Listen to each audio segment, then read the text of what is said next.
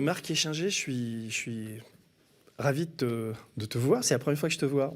On s'est parlé un peu au téléphone, sur WhatsApp. On était en contact quand j'écrivais il y a quelques années Les Prédateurs avec Catherine Le Gall. Tu nous avais bien aidé.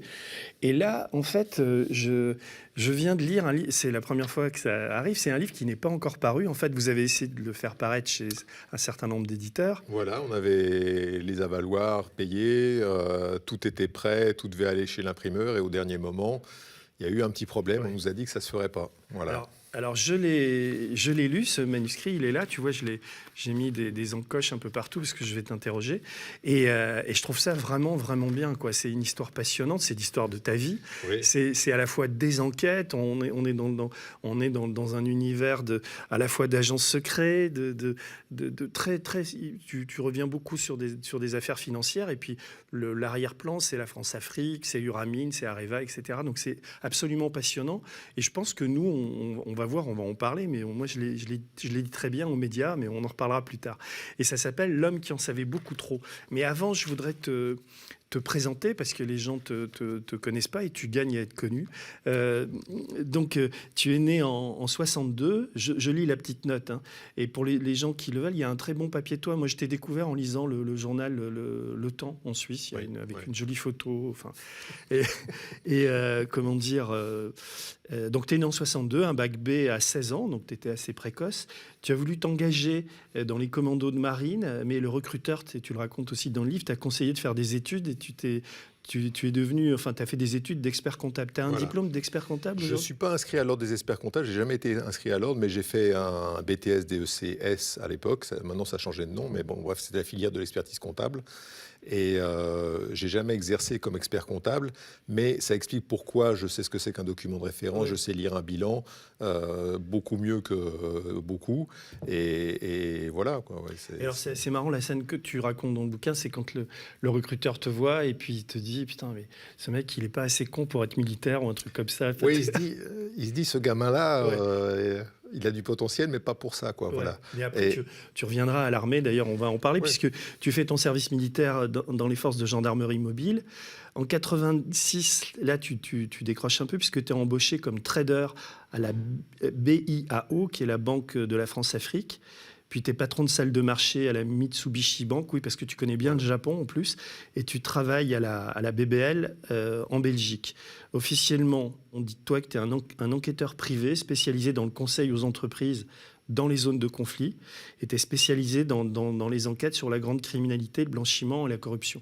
Donc on ne sait pas très bien à lire ça, si tu es un agent secret. Voilà, alors, on va dire que j'ai une première partie de vie qui est une expertise financière. À l'époque, les années 86, c'était les Golden Boys, les gens qui faisaient du trading. J'avais une grosse capacité de frappe. À l'époque, la Mitsubishi Bank, elle était AAA. Donc on pouvait travailler jour et nuit comme on voulait, avec sans limite de montant, sur à peu près tous les produits qu'on trouve en salle des marchés à l'époque. Donc on se fait vite une réputation. Et moi, je suis un homme de combat. Donc quand ça travaille, quoi. Il n'y a pas de jour, de nuit, il n'y a pas de week-end. Voilà. Et donc la réputation, on l'a fait bien. Ça inclut aussi des voyages au Japon.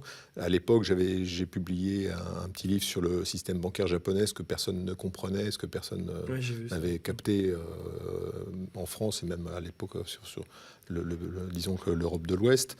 Et petit à petit, comme ça, on fait des deals de plus en plus gros. La banque Bruxelles-Lambert m'a fait confiance aussi pour diriger sa salle des marchés. Elle est devenue ING après. Ça a été aussi des grosses opérations.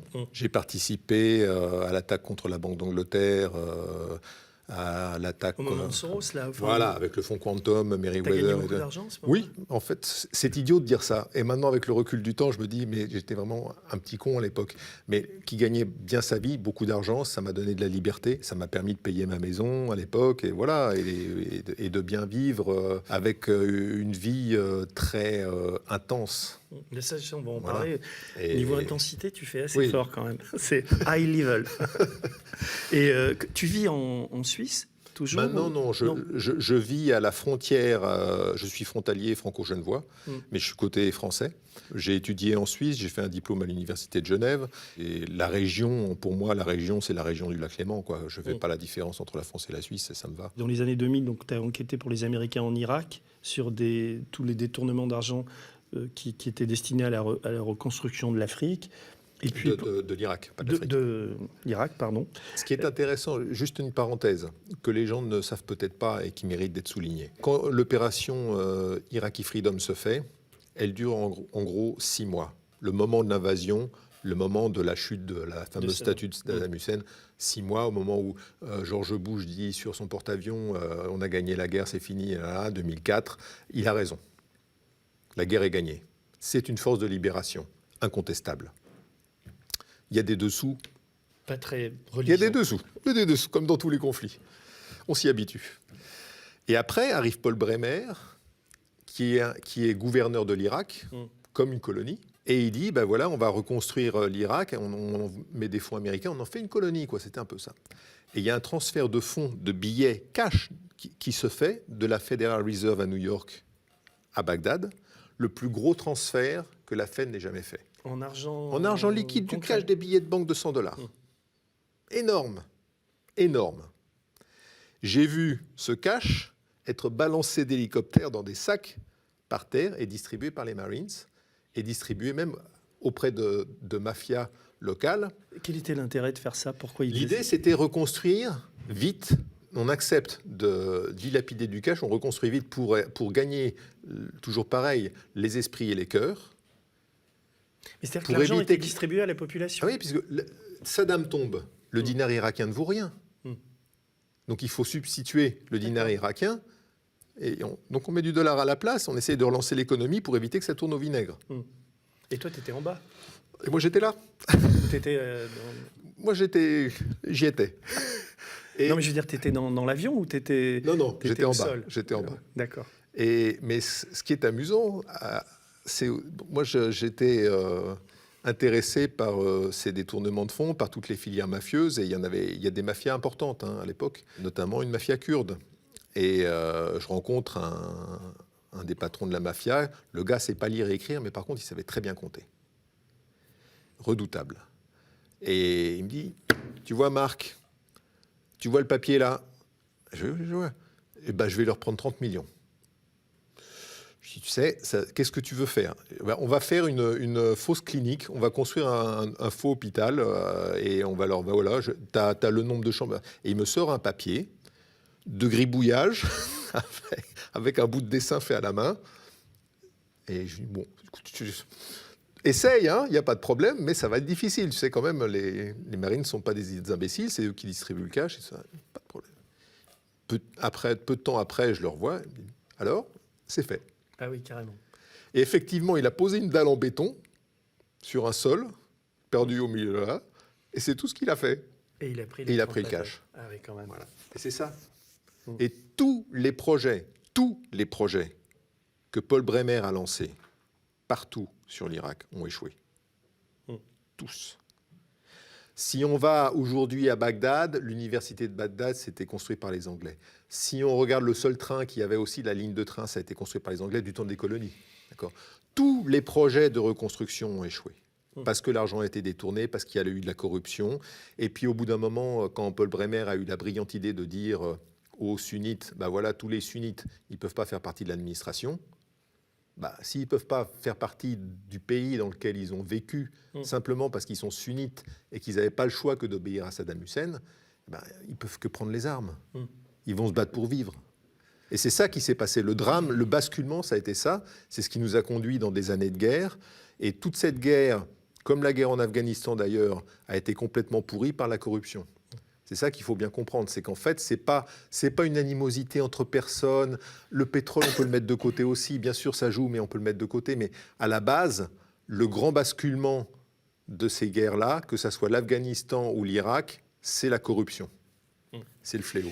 Et D'ailleurs, j'ai mis dans la marge, tu vois, CIA, DGSE, parce que je me suis dit, quand on lit ce court CV, là, parce qu'on en est à la pré-introduction de ce dont on va parler après. Donc, tu vois, après, tu as travaillé pour la France, tu as enquêté sur les activités minières au Congo-Kinshasa. Tu bossais pour les services français. J'ai travaillé, alors pas comme fonctionnaire, mais comme contractant. Comme pigiste pour la DGSE. Voilà, comme pigiste.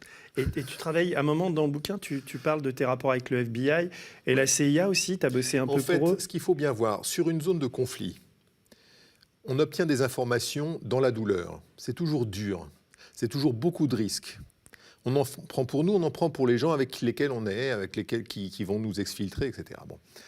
Si on s'amuse à faire tous ces efforts pour donner l'information à quelqu'un qui n'en fera rien, qui va s'asseoir dessus ou qui va dire « Ah chef, j'ai eu les informations » et puis point final.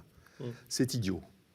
Donc ma philosophie, c'est de dire, voilà, il y a ces informations-là, il y a des gens qui peuvent les utiliser. Il y en a qui peuvent les avoir si ça les amuse, mais il y a des gens qui peuvent les utiliser et qui peuvent résoudre le problème. Ces gens-là sont légitimes pour avoir l'information. Que ça soit, si c'est le MI6 qui a un intérêt, dans le Nord Kivu, quand j'étais dans le Nord Kivu, j'y suis allé parce que le Nord Kivu, c'est une des zones les plus riches de la planète sur le plan minier.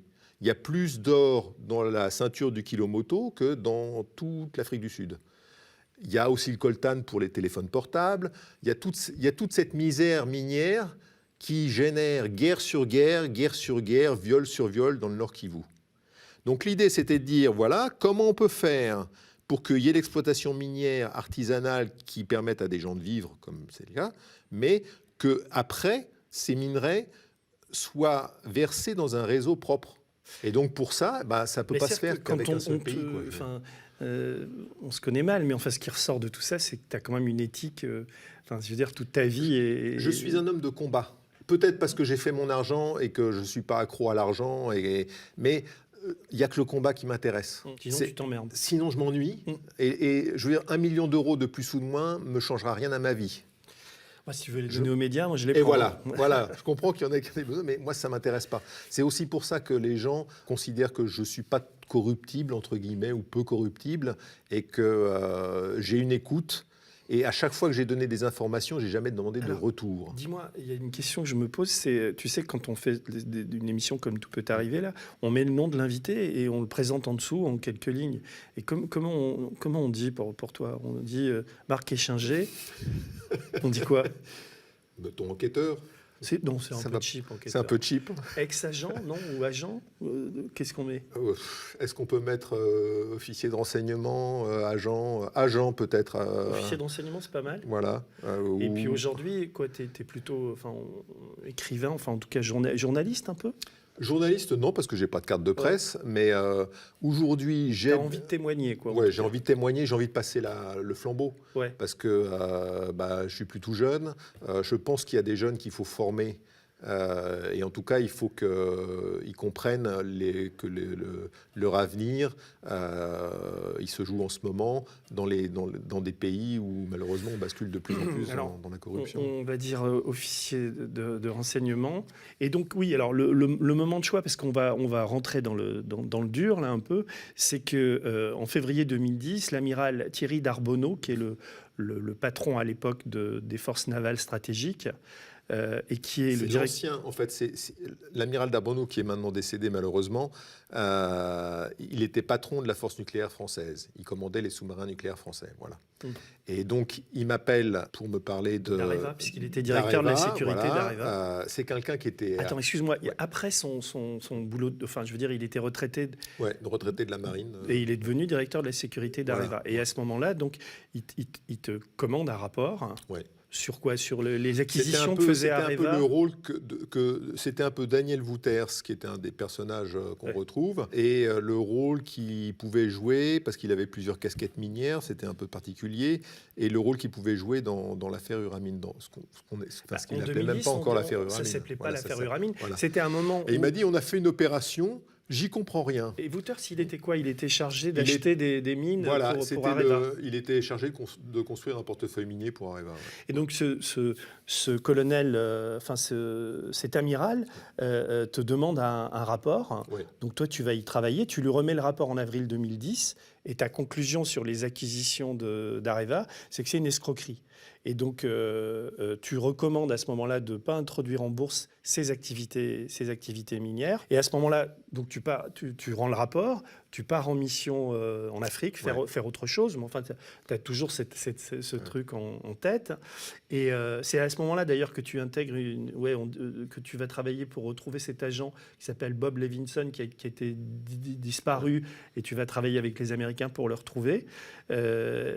Entre-temps, tu travailles un petit peu sur l'affaire Kerviel, enfin tu veux bosser là-dessus, mais tu ne vas pas pouvoir travailler autant que tu pourrais parce que tu vas être dénoncé par Lauvergeon, par Anne Lauvergeon. Enfin, je fais court. En 2011, tu fais un rapport pour avertir les risques sur le projet d'un opérateur mobile kurde pour France Télécom. L'opération se fera et Orange va beaucoup perdre de plumes dans cette histoire. Et en décembre 2011, Anne Lauvergeon, pour se tirer des ennuis dans lesquels elle est, parce qu'elle est remplacée à ce moment-là par Oursel à la tête d'Areva, elle va te dénoncer. Elle va dire: je sais qui est le type qui est à l'origine de ma destitution, entre guillemets. Il s'appelle Marc Échinger, c'est un type qui travaille pour les services, et elle lâche ton nom au chien, comme tu dis. Ouais, voilà. Et toi, en fait, il y a un avant et un après à ce moment-là. Je ne suis même pas sûr qu'elle sache à qui elle a affaire, dans la mesure où elle demande à quelqu'un de prendre des photos de mon domicile. Elle me met ces photos dans la procédure juridique, puisqu'elle me fait un procès en diffamation qu'elle perdra. Et elle ne fera même pas appel. Je crois qu'elle fait appel, elle retire. Elle fait appel, elle retire, oui, parce que je lui envoie d'autres documents compromettants pour elle. Ah ben, t'envoies du lourd sur Lauvergeon. Voilà. En fait, tu l'as fait tomber. T'es l'homme qui a fait tomber Lauvergeon. Non, mais sans frime. C'est quand même, si tu n'avais pas fait ce boulot-là, elle serait peut-être toujours en poste. Quoi. Et son mari aussi. On va parler de ce couple quand même. Il y a un truc où je te rejoins, c'est que les Français, parce qu'on a parlé d'Uramine, d'Areva, etc., mais ne mesurent pas à quel point ce scandale est un immense scandale dont personne... Alors on peut dire que c'est 4 milliards, on peut aligner tous les chiffres, mais il y a eu des tas de papiers qui ont été faits, mais personne n'a quantifié, n'a mesuré l'ampleur incroyable de ce scandale. C'est l'affaire Elf multipliée par 50. On peut le voir sur le plan financier, mais il faut le voir sur le plan humain. C'est plus intéressant. L'angle humain. 2004, 72 000 employés chez Areva. 2010, au moment où, en fait, 2010, on sait que la boîte est morte. C'est déjà fini en 2010. 45 000 employés. 2018, enfin, le sauvetage, là, bon, voilà. On est sur le pouillem de 20 000 personnes. Sans parler des sous-traitants. Voilà, le drame, c'est ça. Le drame humain, c'est ça. La Cour des comptes va dire, ça nous a coûté 10 milliards. Bruno Le Maire, il va hurler au scandale. OK. Je veux bien qu'on hurle au scandale et tout ça. Mais il y avait déjà une Cour des comptes avant. Elle n'a rien fait. Oui, non, mais là, c'est quand même... Oui. Là, on est dans ce système français où tout est lié, la peur de déplaire. Enfin, on n'arrive pas à comprendre aussi pourquoi on l'a laissé faire. Pourquoi... Enfin, moi qui ai un peu travaillé sur le sujet, j'étais édifié de voir comment... mais on y viendra, parce qu'il y a une explication à tout ça. C'est comment des multimilliardaires arrivent à phagocyter les États, à rentrer à l'intérieur des services publics, de la Caisse des dépôts ou autres, pour mettre en place un système dans le système qui épuise et qui puise dans l'argent public. En fait, on se rend compte que dans le portefeuille de l'APE, l'APE, c'est l'Agence des participations de l'État. Il y a France Télécom à l'époque, il y a Areva, il y a d'autres sociétés comme ça, l'aéroport de Paris, des choses comme ça, dans lesquelles l'État a des parts. Et on se rend compte que là, c'est la porte ouverte à des gens qui vont venir piocher dans la caisse. Voilà. Alors tu parlais de Le Maire, j'espère qu'on va retrouver l'archive, puisque ça s'est passé au Sénat le 22 juillet 2017. Je l'ai, l'archive. Oui, on va la mettre. Je voudrais profiter de la présence de cette noble assemblée pour vous dire à quel point la gestion d'Areva, depuis quelques années, avant que ce soit repris en main par M. Devarin, qui fait un excellent travail, est un véritable scandale républicain. Ça n'est même pas de l'impéritie ou de la mauvaise gestion, c'est de la dissimulation systématique, et je trouve cela proprement révoltant. Pour que Le Maire, qui est quand même la mesure fait homme, et qui est quand même un gros timide et qui qui mesure tous ces mots puisse dire ça, c'est que vraiment il y a du lourd dans cette affaire, quoi. Je voudrais qu'on parle de Lauvergeon assez vite, parce que c'est ce que je te disais tout à l'heure, t'écris dans ton bouquin. Alors elle m'attaque, elle balance mon nom à la presse et se moque de mon CV en me présentant comme un petit analyste financier incompétent en matière de mines et d'uranium. A-t-elle qualifié mon rapport de torchon? Peut-être pas, mais c'est ce qui ressortait de tous ses propos. Elle fait ça en conférence de presse, donc il n'y a pas de moyen de défense. Elle m'a pas invité Elle à cite ton nom. participer. Voilà, elle m'a pas invité à participer à quoi que ce soit. Et c'est aussi à ce moment-là que moi j'ai une famille, j'ai des enfants qui se rendent compte que ce que je leur raconte c'est pas tout à fait ce que je fais dans la vie, parce qu'évidemment je mets un mur entre ce que je fais réellement et pour pas les inquiéter et la réalité. Et donc il faut leur expliquer. Et ça devient difficile, quoi. C'est une période difficile. Tu te décris en quelques lignes, tu dis... qui peut croire que le responsable de la sécurité d'une grande entreprise publique, tête de pont de l'industrie nucléaire nationale, ait pu demander à n'importe qui un rapport sur un risque interne majeur? Areva, c'est la France. Quand un tel cas se présente, l'entreprise se tourne vers ses interlocuteurs habituels, ceux qu'on appelle en langage châtié les services, pour leur demander s'ils n'ont pas sous la main un spécialiste capable de démêler les chevaux. J'étais ce spécialiste. Une première vie dans la haute finance internationale, une deuxième aux quatre coins du monde, au service de la France et d'autres pays occidentaux, pour remonter les pistes de la grande criminalité internationale. Donc avec Areva et avec Lauvergeon, on est dans une affaire de grande criminalité internationale. Ah oui, c'est sans doute la plus grosse affaire de corruption de la Ve République, du moins organisée par un État, par quelques personnes à l'intérieur d'un État qui vont aller corrompre d'autres gouvernements comme ça. Peut-être que dans l'industrie de l'armement, il y a la corruption dans l'industrie de l'armement, elle est régulière, mais ça, c'est une habitude et ça fait pas autant de dégâts. Là, il y a eu un effort particulier, on va dire, pour construire une caisse noire qui a servi à corrompre différents pays. Alors, pour résumer, enfin, c'est à la fin de ton introduction, tu dis, ce qui me choque le plus, c'est que ce ne sont pas les protagonistes de ce mauvais feuilleton industriel qui paieront l'addition, une addition très très salée, la gestion d'Anne Lauvergeon, largement poursuivie par ses successeurs, vient de nous coûter collectivement 4,5 milliards d'euros. L'ardoise de la recapitalisation de la société réalisée en 2017 par l'État français. Et j'aime bien, enfin, ta dernière phrase, ça te définit assez bien. Tu dis « Je n'aurais jamais dû quitter l'ombre qui me permettait d'agir, mais maintenant que je suis dans la lumière, j'ai plus de raison de me taire. » D'ailleurs, c'est pour ça que tu es là aujourd'hui. Oui. C'est assez rare de rencontrer quelqu'un comme toi qui, comment dire, chaque chose que tu dis est fondée sur du vécu, sur des documents. Tu es très informé et c'est ton monde. Tu as beaucoup travaillé là-dessus, quoi. Et donc, quand tu dis 4,5 milliards, quand tu dis immense scandale de corruption, c'est fondé sur ton travail. C'est parfaitement fondé. Tous les documents ont été donnés à la brigade financière qui a eu la priorité sur tout ce que j'ai fait. Tous les documents ont aussi été donnés à la Nuclear Regulatory Commission. Il y a là-bas un senior special agent qui est un ancien agent de ICE. ICE, c'est comme le FBI, mais c'est Immigration Customs and Enforcement. Et donc cet agent a absolument tout, jusqu'à nos jours, parce que ça a continué. Bah justement, je voudrais qu'on resitue dans le temps. Donc ton rapport, tu le fais en 2010, ça te prend combien de temps? 5-6 mois? Oh non, je vois tout de suite. Combien? 2, à 3? peine, c'est simple. Je rencontre l'amiral m'appelle, il me donne quelques éléments, notamment le livre d'Attels qu'il avait publié pour se faire plaisir. Tu peux rappeler son rôle à Areva? C'était un des cofondateurs du Ramin, avec un gars qui s'appelle James Mellon. Lui aussi a un passé d'agent et on trouve aucune photo de lui dans le public. Il rappelle des agents de notoriété publique et il a monté, c'est sa seule affaire, l'affaire Uramin. Après, le reste, il a géré un peu sa fortune. Et tout ça. Donc Uramin, pour résumer, c'est comment Areva, qui était en quête d'uranium, achète des mines un peu partout, enfin dans plusieurs pays africains. Il y a autant d'uranium que de... Je dirais pas ça. Alors, Areva essaye de vendre des EPR dont personne ne veut. Parce que la technologie n'est pas aboutie, parce que au Kiloutou, en Finlande, parce que la Chine, parce qu'il y a des compétiteurs russes, américains, japonais, et parce que la Chine est rétive à l'achat des EPR français. Et donc, il faut convaincre. Et comment on va convaincre ? En donnant une enveloppe. Donc il faut une enveloppe, il faut une caisse noire. Comment je vais créer une caisse noire? Comment je vais sortir d'une société de l'État français de l'argent de la trésorerie pour le mettre ailleurs et pour pouvoir le distribuer? Je fais une OPA sur une société qui est cotée en bourse, Uramine.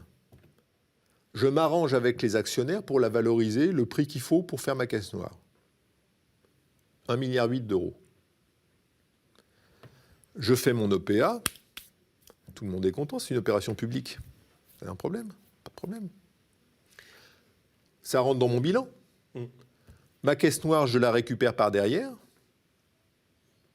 et je distribue. La première enveloppe... Le 1,8 milliard vient d'Areva, donc de l'État français, c'est de l'argent bien public. Sûr, c'est l'argent du contribuable qui est dans la trésorerie d'Areva.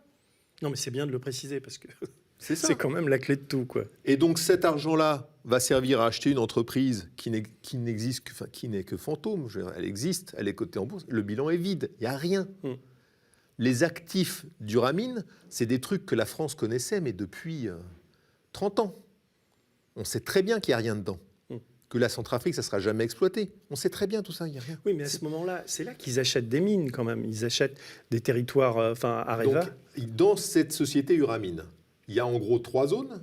La Namibie, la Centrafrique et un truc en Afrique du Sud. La Centrafrique, c'est le gisement en question a été découvert par la Cogema il y a longtemps.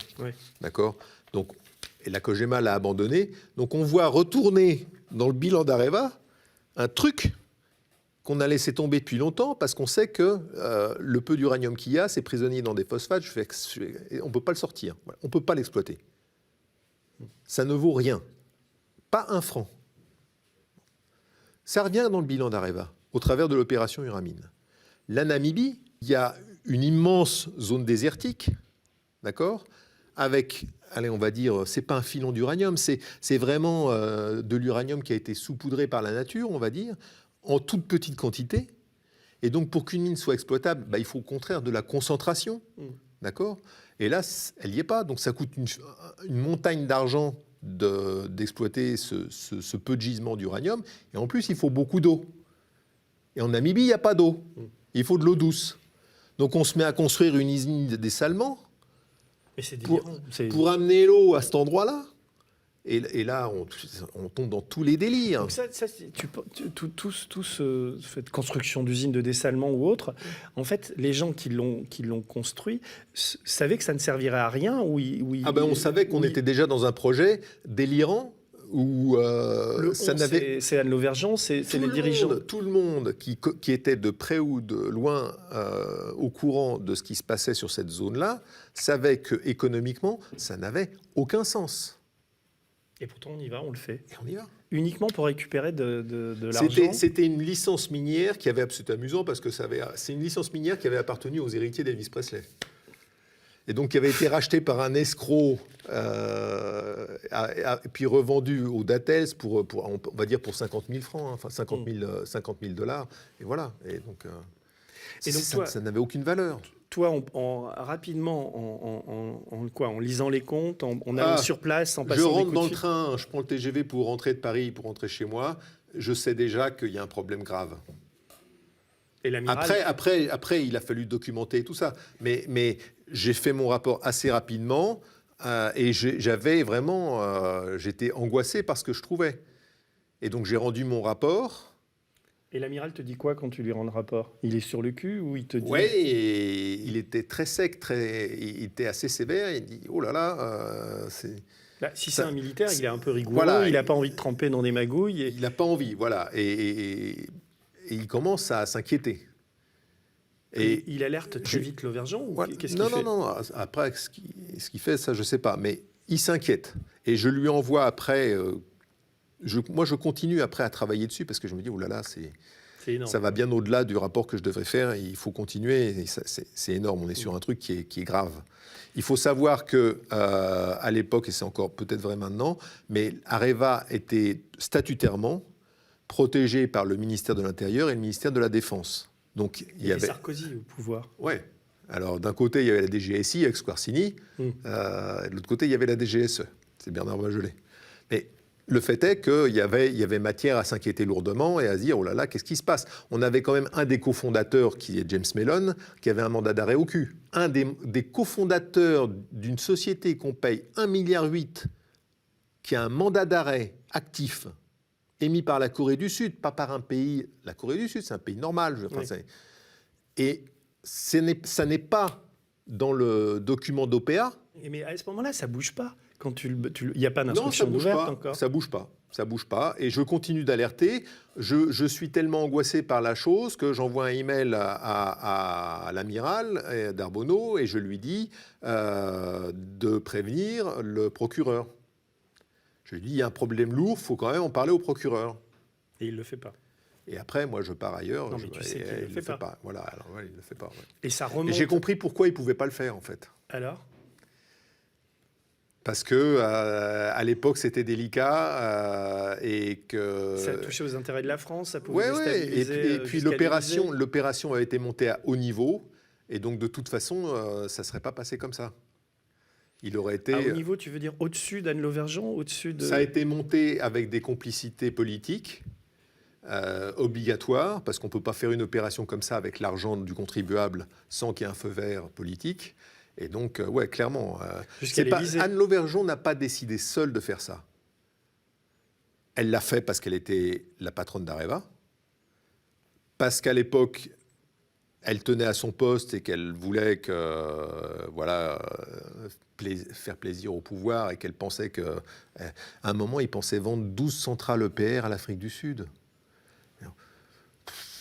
Une centrale EPR, ça je connais très bien l'Afrique du Sud. Ils ont une vieille centrale des années 70 qui est moribonde. C'est un pays dans lequel je n'irais pas construire une seule centrale nucléaire. Voilà.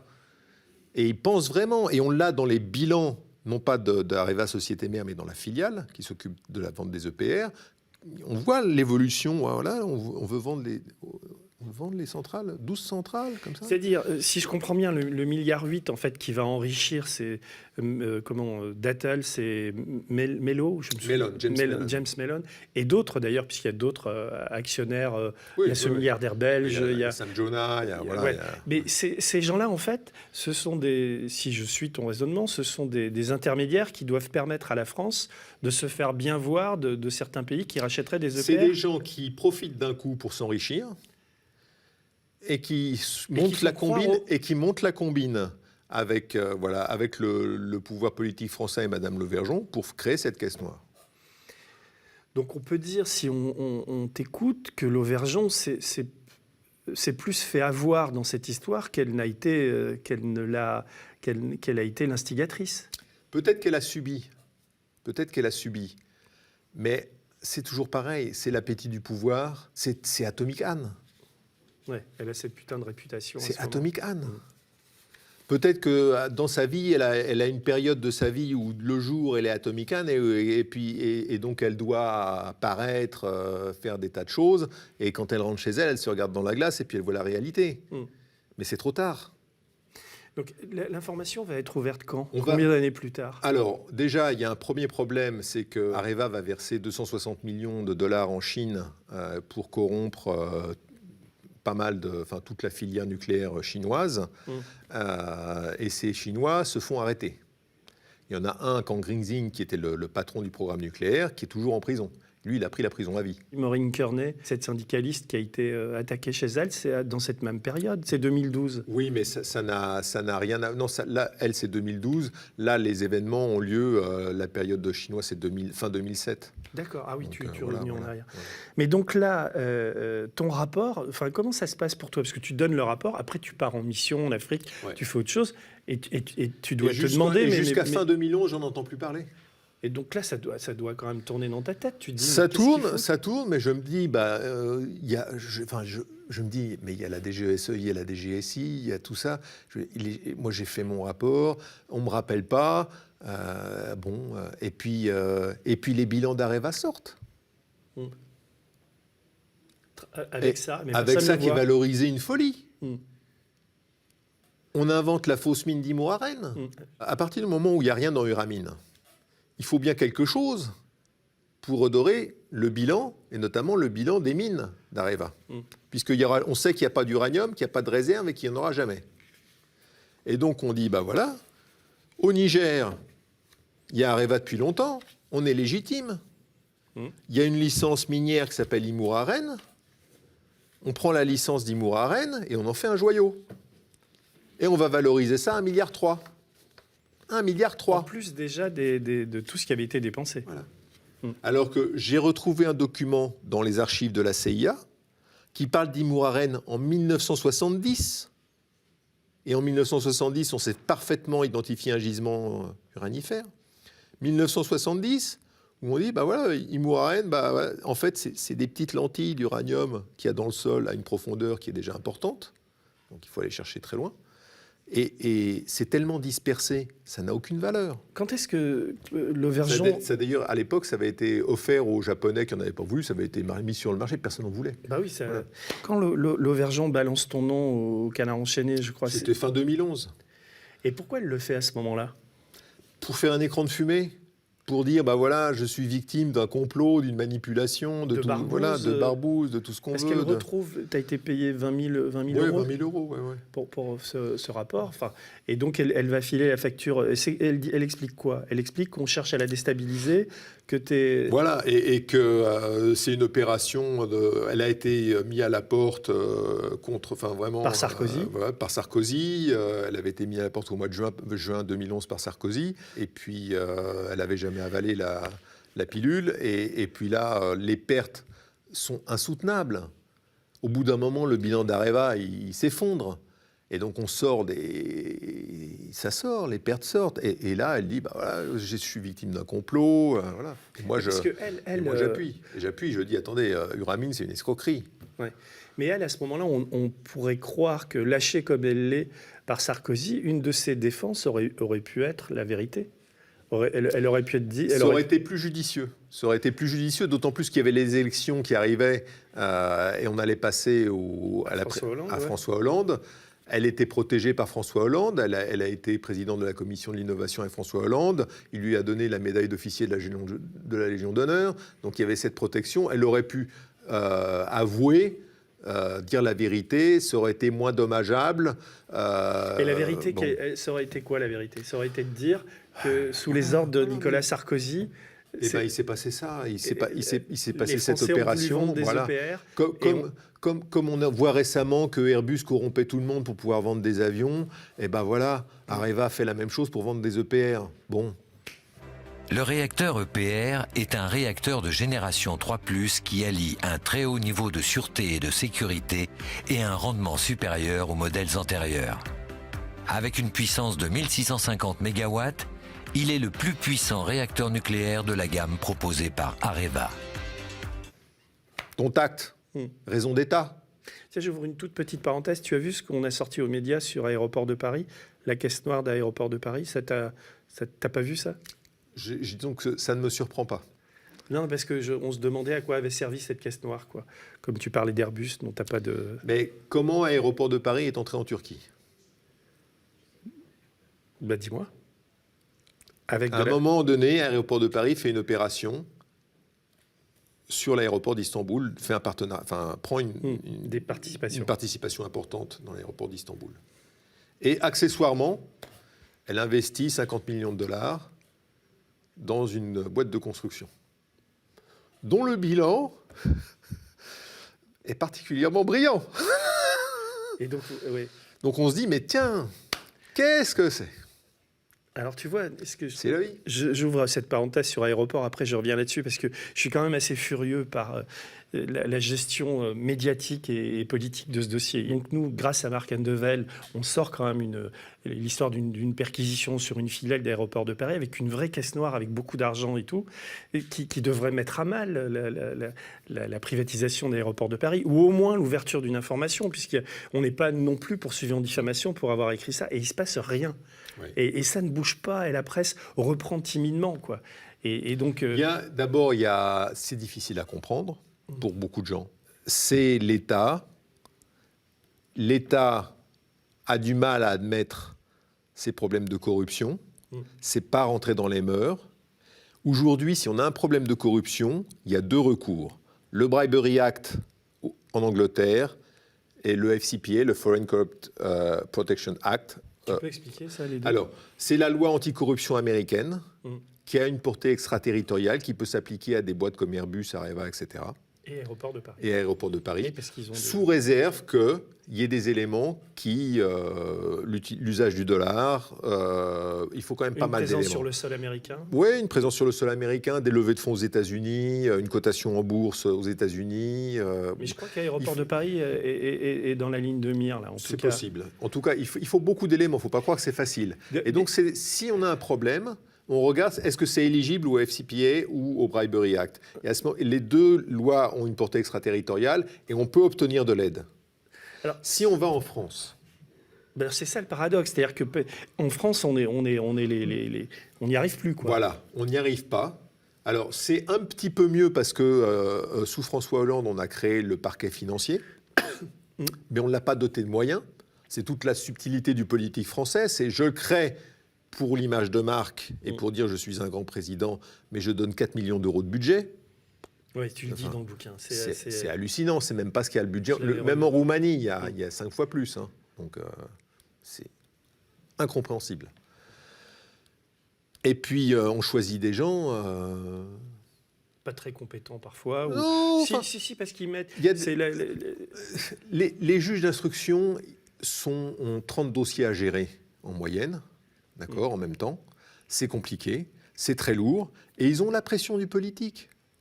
Quand j'ai sorti l'affaire Osra, avec Thierry Gadot, qui a fait l'article dans Capital, auparavant, j'avais prévenu la brigade financière, j'avais instruit le dossier auprès de la brigade financière. On a prévenu le parquet, Madame Houlette. Elle avait tout. Et ah ben non, attendez, Édouard Philippe était chez Areva et avant il était chez De Bevoise & Clinton, qui est le cabinet juridique de Madame Clinton. Oula, donc on sort pas. C'est toujours pas sorti. Et donc on sort. Tu peux expliquer, parce que maintenant tu parles d'Osra. Alors l'affaire Osra, c'est intéressant pour ceux qui nous regardent, parce que si vous voyez que Al Gore se présente pas aux élections présidentielles, c'est lié aussi à l'affaire Osra. Voilà, vous pouvez regarder, il y a des gens qui voulaient que Al Gore... C'est quoi Osra? C'est les initiales Osra, c'est une société qu'Areva a achetée et qui appartenait à Al Gore et dans laquelle John Kerry aussi avait des intérêts indirectement, qui était une société, disons, on va dire, très proche du clan de l'administration Obama. Et donc, il paye cette société de mémoire 200 millions, quelque chose comme ça. Et ça vaut 0. C'est une société. Elle fait faillite. C'est pas une mine d'uranium. Non. Elle fait industrie solaire, production d'énergie solaire. Ah oui. Et ce qui est intéressant, c'est que Olivier Frick, le mari va prendre 5% avec des amis à lui de cette société. Donc là aussi, le mari de la patronne investit dans une société qui est à 100% Areva. C'est Space. Mais il est mis en examen, il faut dire. Alors, pas pour Osra. Non. Mais moi, j'ai un mail de monsieur Olivier Frick dans lequel il dit, mais voilà, mais donnez-moi la trésorerie, vous allez voir, je vais vous la gérer, ça vous coûtera 2%. Et tout ça. C'est quoi? Et là, mais le fait est, c'est qu'on a payé l'administration américaine pour avoir des avantages de sa part, notamment un gros contrat en Caroline du Sud. Et tout ça est aux mains de la NRC, la Nuclear Regulatory Commission, l'autorité de régulation américaine. Tout ça est arrivé sur le bureau du ministre de la Défense américain à une époque. Et je sais sous Obama ou sous Non, sous Trump. Et donc, le contenu, personne le conteste. Tout est bien argumenté, tout est bien étayé, y compris avec des vidéos. Il n'y a aucun souci. Je peux en parler. Je souhaite avoir un procès en diffamation, parce qu'au moins, je pourrais l'étaler au grand jour. Et là, voilà. Donc, Et là, au parquet national financier, ça bouge toujours pas, même si vous l'avez parti. Voilà, il n'y a pas d'instruction possible. Voilà. Il y a plusieurs cas comme ça, c'est un peu comme Aéroport de Paris, quoi, où on voit qu'il y a une gestion politique de ces dossiers, c'est insupportable. Et donc on en vient maintenant effectivement à passer par les États-Unis, à essayer d'espérer que la société française... C'est le seul moyen. Soit il y a un recours aux États-Unis, soit il y a un recours aux Britanniques, mais il n'y a pas d'autre choix. Voilà, on peut dire, oui, mais le Royaume-Uni, il y a de la corruption aussi. Oui, bien sûr. Mais nous, on est dans la société civile française. Ouais. Voilà. Est-ce que demain, on veut vivre dans une société civile qui ressemble à la Roumanie, à la Slovaquie ou au Liban qui est en défaut de paiement? Ou est-ce qu'on veut vivre en France, dans un pays de liberté, où on peut encore avoir un job sans payer pour avoir ce job? Est-ce qu'on peut encore aller mettre nos enfants à l'école sans payer pour que les mômes aillent à l'école? C'est ça l'enjeu. C'est ça l'avenir des jeunes d'aujourd'hui qui ont... c'est pour eux qu'on se bat. C'est pour les agents. Moi, quand je vais voir la brigade financière et que je suis avec un jeune brigadier, mais ça me fait plaisir de former un peu ces gens-là, entre guillemets, tout modestement, mais de leur ouvrir les yeux et dire, c'est pour vous qu'on se bat. Parce que sinon, qu'est-ce qui va se passer? Il y a quelqu'un qui viendra un jour à la brigade financière avec une enveloppe, il va vous mettre dans la figure, il dit, toi, tu prends l'enveloppe et tu te tais. C'est ça qui va se passer. C'est comme ça que ça se passe dans un pays comme l'Irak. Moi, j'ai vu des juges menacés. Sud aussi, au Mexique, voilà, partout. en Colombie. Est-ce qu'on veut ça? Non. Mais tu penses qu'on en est là? On n'est pas loin. On est vraiment. Il faut vraiment se battre pour qu'on ne dépasse pas la ligne. Parce que des affaires de corruption de magistrats, il n'y en a pas eu beaucoup. C'est des épiphénomènes quand On même. ne sait pas. Ouais, Est-ce que pas, quand il n'y aurait pas eu les écoutes de Sarkozy avec un magistrat qui voulait son poste à Monaco? La chance quand même d'avoir eu ces écoutes-là. On se rend compte, au-delà de l'affaire, on se dit, voilà comment ça se passe, l'influence. Est-ce qu'il n'y en a pas d'autres? C'est vrai que là, surtout, enfin encore plus depuis que Macron est au pouvoir, il y a moi, je connais beaucoup de magistrats avec qui j'ai des amis qui sont magistrats, qui ont des rôles importants. Et quand je discute avec eux, il y a un climat assez dépressif quand même. C'est-à-dire que il y a plein de problèmes dans la justice. C'est un budget minable, et c'est vrai qu'il y a des tas de blocages au niveau des parquets. Et on n'a jamais vu une chancellerie aussi inféodée. En fait, tout se passe à l'Élysée aujourd'hui. C'est pire que ça. Quand on a une affaire comme ça, on oppose le secret des affaires, le secret de l'instruction, le secret défense. Donc c'est mort. On est là, voilà. Et donc en fait, s'il n'y a pas quelqu'un qui dit « Ok, on part en guerre asymétrique, on ne respecte plus les règles, puisque des deux côtés, on ne respecte pas les règles, ça devient un combat. » Et le combat, il va se faire dans l'ombre, avec des soutiens étrangers, avec tout ce qu'on veut, pour arriver au but. Et le but, c'est que la justice se fasse. Ben voilà. Simplement, il faut qu'il y ait quelqu'un qui le fasse. Donc moi, c'est mon boulot, ça me va, ça me convient, et j'ai les moyens de le faire. Mais c'est vrai qu'on n'est pas très nombreux, je veux dire. Non. Et c'est pire, je crois, que pour les magistrats. Ces gens-là, à un moment, quand ils font l'école nationale de la magistrature, ils sont pleins d'espoir. Il n'y a pas longtemps, on a comment ça s'appelle, une session là, qui a été baptisée du nom de l'affaire Borrell, du juge Borrell. Oui. Voilà. La femme du juge Borrell, elle est magistrate aussi. Qui est mort, assassiné. Ouais, il est mort assassiné suicidé, voilà, à Djibouti. Alors, c'est un suicide, mais on l'a qualifié comme suicide. Le gars, il avait un bras cassé, une fracture ouverte du crâne. On a jeté sur lui 2 types de liquides différents inflammables et on lui a mis le feu. Donc, comme suicide, et en plus dans un endroit improbable. Je sais ça. Donc, hallucinant. Et elle s'est battue, et cette sa femme pendant des se années. bat en élevant ses enfants, elle en a fait un cancer. Voilà. Cette femme-là, on va dire une mère courage. Qui est magistrate aussi. Voilà, qui est magistrate aussi. En 2020, on lui dit toujours pas la vérité sur la mort de son mari. Et parce qu'il y a des intérêts politiques à Djibouti qui...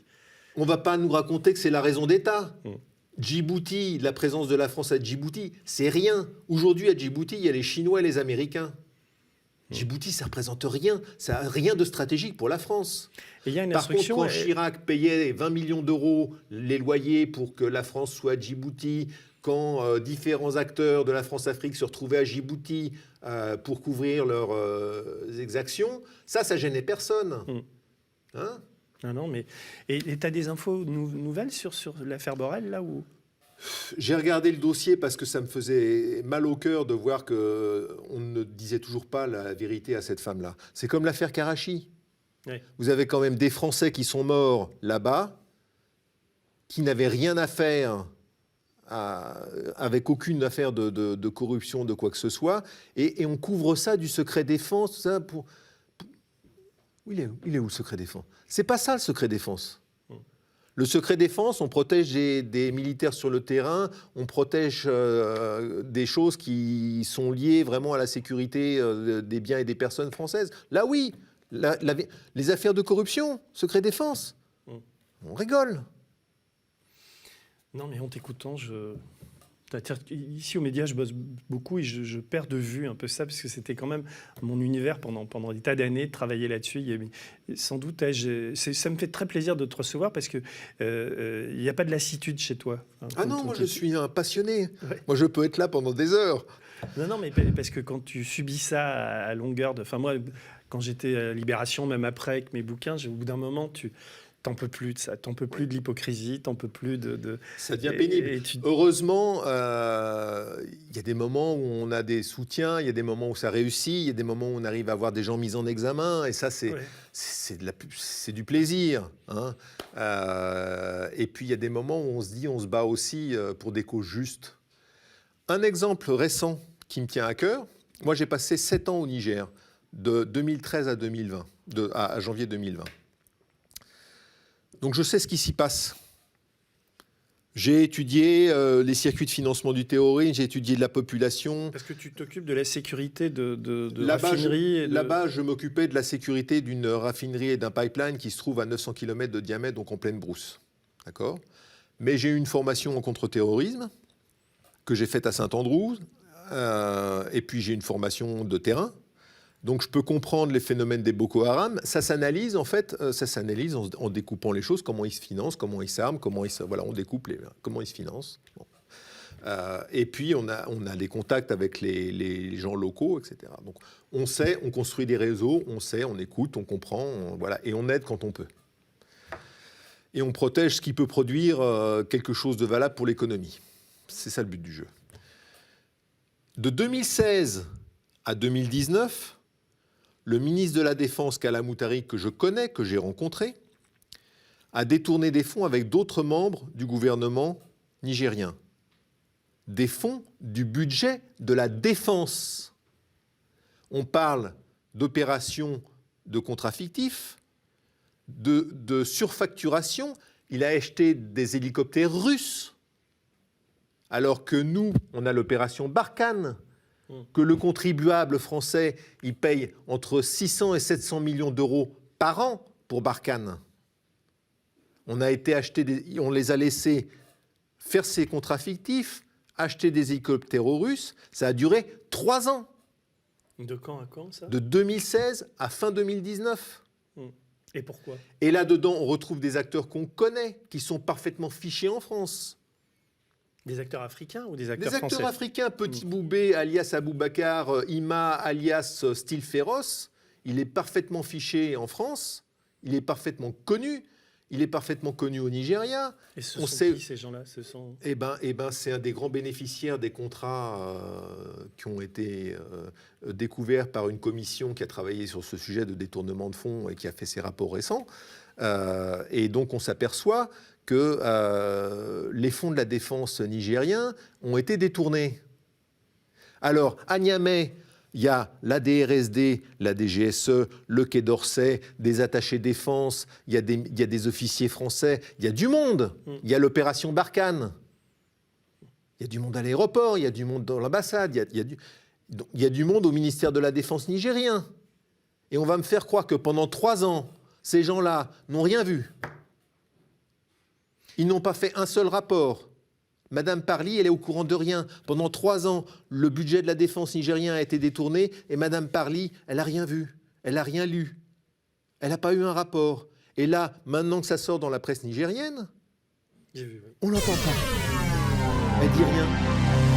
Est-ce qu'il y a un député en France qui peut poser une question au gouvernement pour demander à Madame Parly ce qu'elle en pense ? Mais c'est quoi ton hypothèse ? Les enveloppes encore ? C'est incompréhensible. Ces 2 types dont tu parles, qui sont bénéficiaires, c'est quoi leur statut ? Ce sont des chefs d'entreprise là-bas ou ce sont Alors, Petit Boubé, c'est quelqu'un qui a fait fortune, disons, sans le diffamer, mais Qui a fait fortune. Qui a fait fortune. On va rester On dit de lui qu'il est propriétaire de plus d'une centaine de maisons à Niamey, peut-être 200. Bon, voilà. dans l'immobilier, on va dire. Voilà, Et l'autre l'immobilier. Il y a Assoumi Massouadou, qui était ministre des Finances à l'époque des détournements de fonds, donc qui a signé les chèques du Trésor. Hein. Lui, il est impliqué dans l'Uranium Gate. Donc on le connaît déjà au travers de l'Uranium Gate. Hein. Il est archi connu. C'est pour ça son nom. Voilà. Jamais convoqué par les juges en France. Non, mais ça signifie que oui, il y a des rétrocommissions forcément qui reviennent. Je veux dire, il n'y a pas d'autre explication que ça. Alors, dans l'Uranium Gate, ce qui est intéressant, c'est que moi, j'ai la liste de tous les bénéficiaires. Il y a 2 parties dans l'Uranium Gate. Il y a 100 millions et puis à peu près 25 millions d'euros, bon, pour faire simple, de commissions qui ont été réparties. Dans cette vingtaine de millions d'euros de commissions qui ont été réparties, moi, j'ai les noms. J'ai les noms, j'ai tous les montants. Tu les as donnés Bien sûr. et il ne se passe rien. Il ne se passe pas grand-chose. Alors, ce qui est amusant, c'est qu'on voit une ligne, il y a marqué Bussy International, 500 000 euros. C'est quoi, Bussy? Et alors, Bussy International, c'est des anciens de la DGSE, et il y a même le préfet Chambon avec eux. Jean-Louis Chambon, ancien préfet. Ils ont peut-être bossé, vraiment, non? Alors, C'est une question. oui, alors, mais ce qui se passe, c'est que c'est une opération particulièrement illégale. Donc, c'est blanchiment, détournement de fonds, tout ce qu'on veut. Là aussi, mais j'attends le procès en diffamation, surtout. Alors, ce qui est intéressant, c'est qu'il y a non seulement il y a 500 000 euros, mais il y a marqué deuxième facture. Donc, c'est pas le seul montant. Moi, je sens qu'on va avoir des emmerdes avec cette émission, mais tant pis. Hein. Voilà. Alors, je vais te lire là, parce que je ne suis qu'au chapitre 2 d'un bouquin qui en compte 15, donc je pense qu'on va y passer la nuit. Mais bon, non, mais c'est passionnant. Alors, tu écris, j'aime bien cette phrase, c'est le début de ton chapitre 2. Tu écris « Souvenez-vous, nous jouons aux cartes avec le diable. Vous pensez que vous avez un atout, maître, un ami fidèle qui peut faire durer la partie, un équipier en qui vous avez confiance. Seulement voilà, au gré des ans et de l'actualité, le diable aime changer les règles du jeu à sa convenance. Sans appel, l'atout devient un 2 de pique, une poisse à l'état pur. Vous perdez la main et les événements se déchaînent autour de vous. Dans ces moments-là, tout ce qui vous empêche de tomber dans le chaudron est bienvenu. C'est là où tu démarres tes aventures africaines. Tu peux expliquer pourquoi tu écris ça? Un agent, il n'est jamais seul. Un agent, il a toujours un officier traitant. Peu importe le pays, c'est toujours comme ça que ça se passe. Il y a toujours quelqu'un qui fait un suivi, toujours quelqu'un qui va surveiller, toujours quelqu'un qui va diriger et rendre compte. Le rapport entre un agent et un officier traitant, c'est le même rapport, je dirais, qu'entre un cheval de course et son jockey. Le cheval, il a envie de bourrer. Il a envie d'avancer dans tous les sens. Il a le feu sacré, d'accord ? Le jockey, il l'oriente. Son rôle, c'est de le guider et de tirer sur les rênes quand il faut ou de le laisser partir. Toi, tu as toujours été cheval de course ou tu as été jockey des fois? Moi, j'ai toujours été cheval. En fait, moi, j'ai monté des réseaux aussi. Simplement, c'était des réseaux qui étaient tellement... Les gens étaient tellement éloignés de moi que je ne pouvais pas les gérer comme ça. C'est sûr qu'on se base sur des sources, mais une source, c'est pas un agent et un officier traitant, c'est pas le même rapport quand même. C'est pas ça. Et là, c'est un rapport qui est proche, où les gens sont proches. Il est, je pense, rarissime qu'un officier traitant féminin s'occupe d'un agent masculin pour éviter justement qu'il y ait une trop grande proximité. Donc l'inverse est possible. Non, c'est compliqué. La mixité est compliquée. Et il faut que l'agent ait une confiance dans l'officier traitant. S'il a un doute, si le doute s'installe, il pense qu'une exfiltration ne se fera pas, qu'il y a quelque chose qui va se faire dans son dos, ça devient l'enfer. Il y a un livre écrit par un cheval de course qui s'appelle Maxime Renaï. Oui, que j'ai lu. Est-ce que tu penses que ce genre de témoignage, ça gêne un peu à la DGSE au service ou... Alors, quand je l'ai lu, son livre, je me suis dit, quelle énorme perte. Ouais. Voilà un jeune qui a la volonté de servir son pays, incontestablement, qui ne demande rien. Maxime, il ne demande pas un euro, rien. Pas un service, pas une médaille de chocolat, rien. Et il dit, voilà, moi je vous apporte une matière que vous ne pouvez pas avoir autrement, sur le monde offshore, avec des secrets de l'offshore, un peu comme les Panama Papers. Je vous donne ça, faites-en bon usage.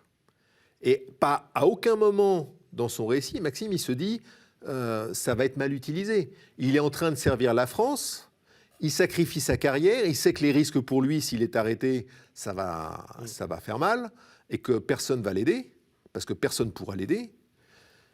Et il fait ce choix. Et moi, je dis bravo. C'est ça qu'on veut voir. C'est des jeunes comme ça qu'il faut protéger.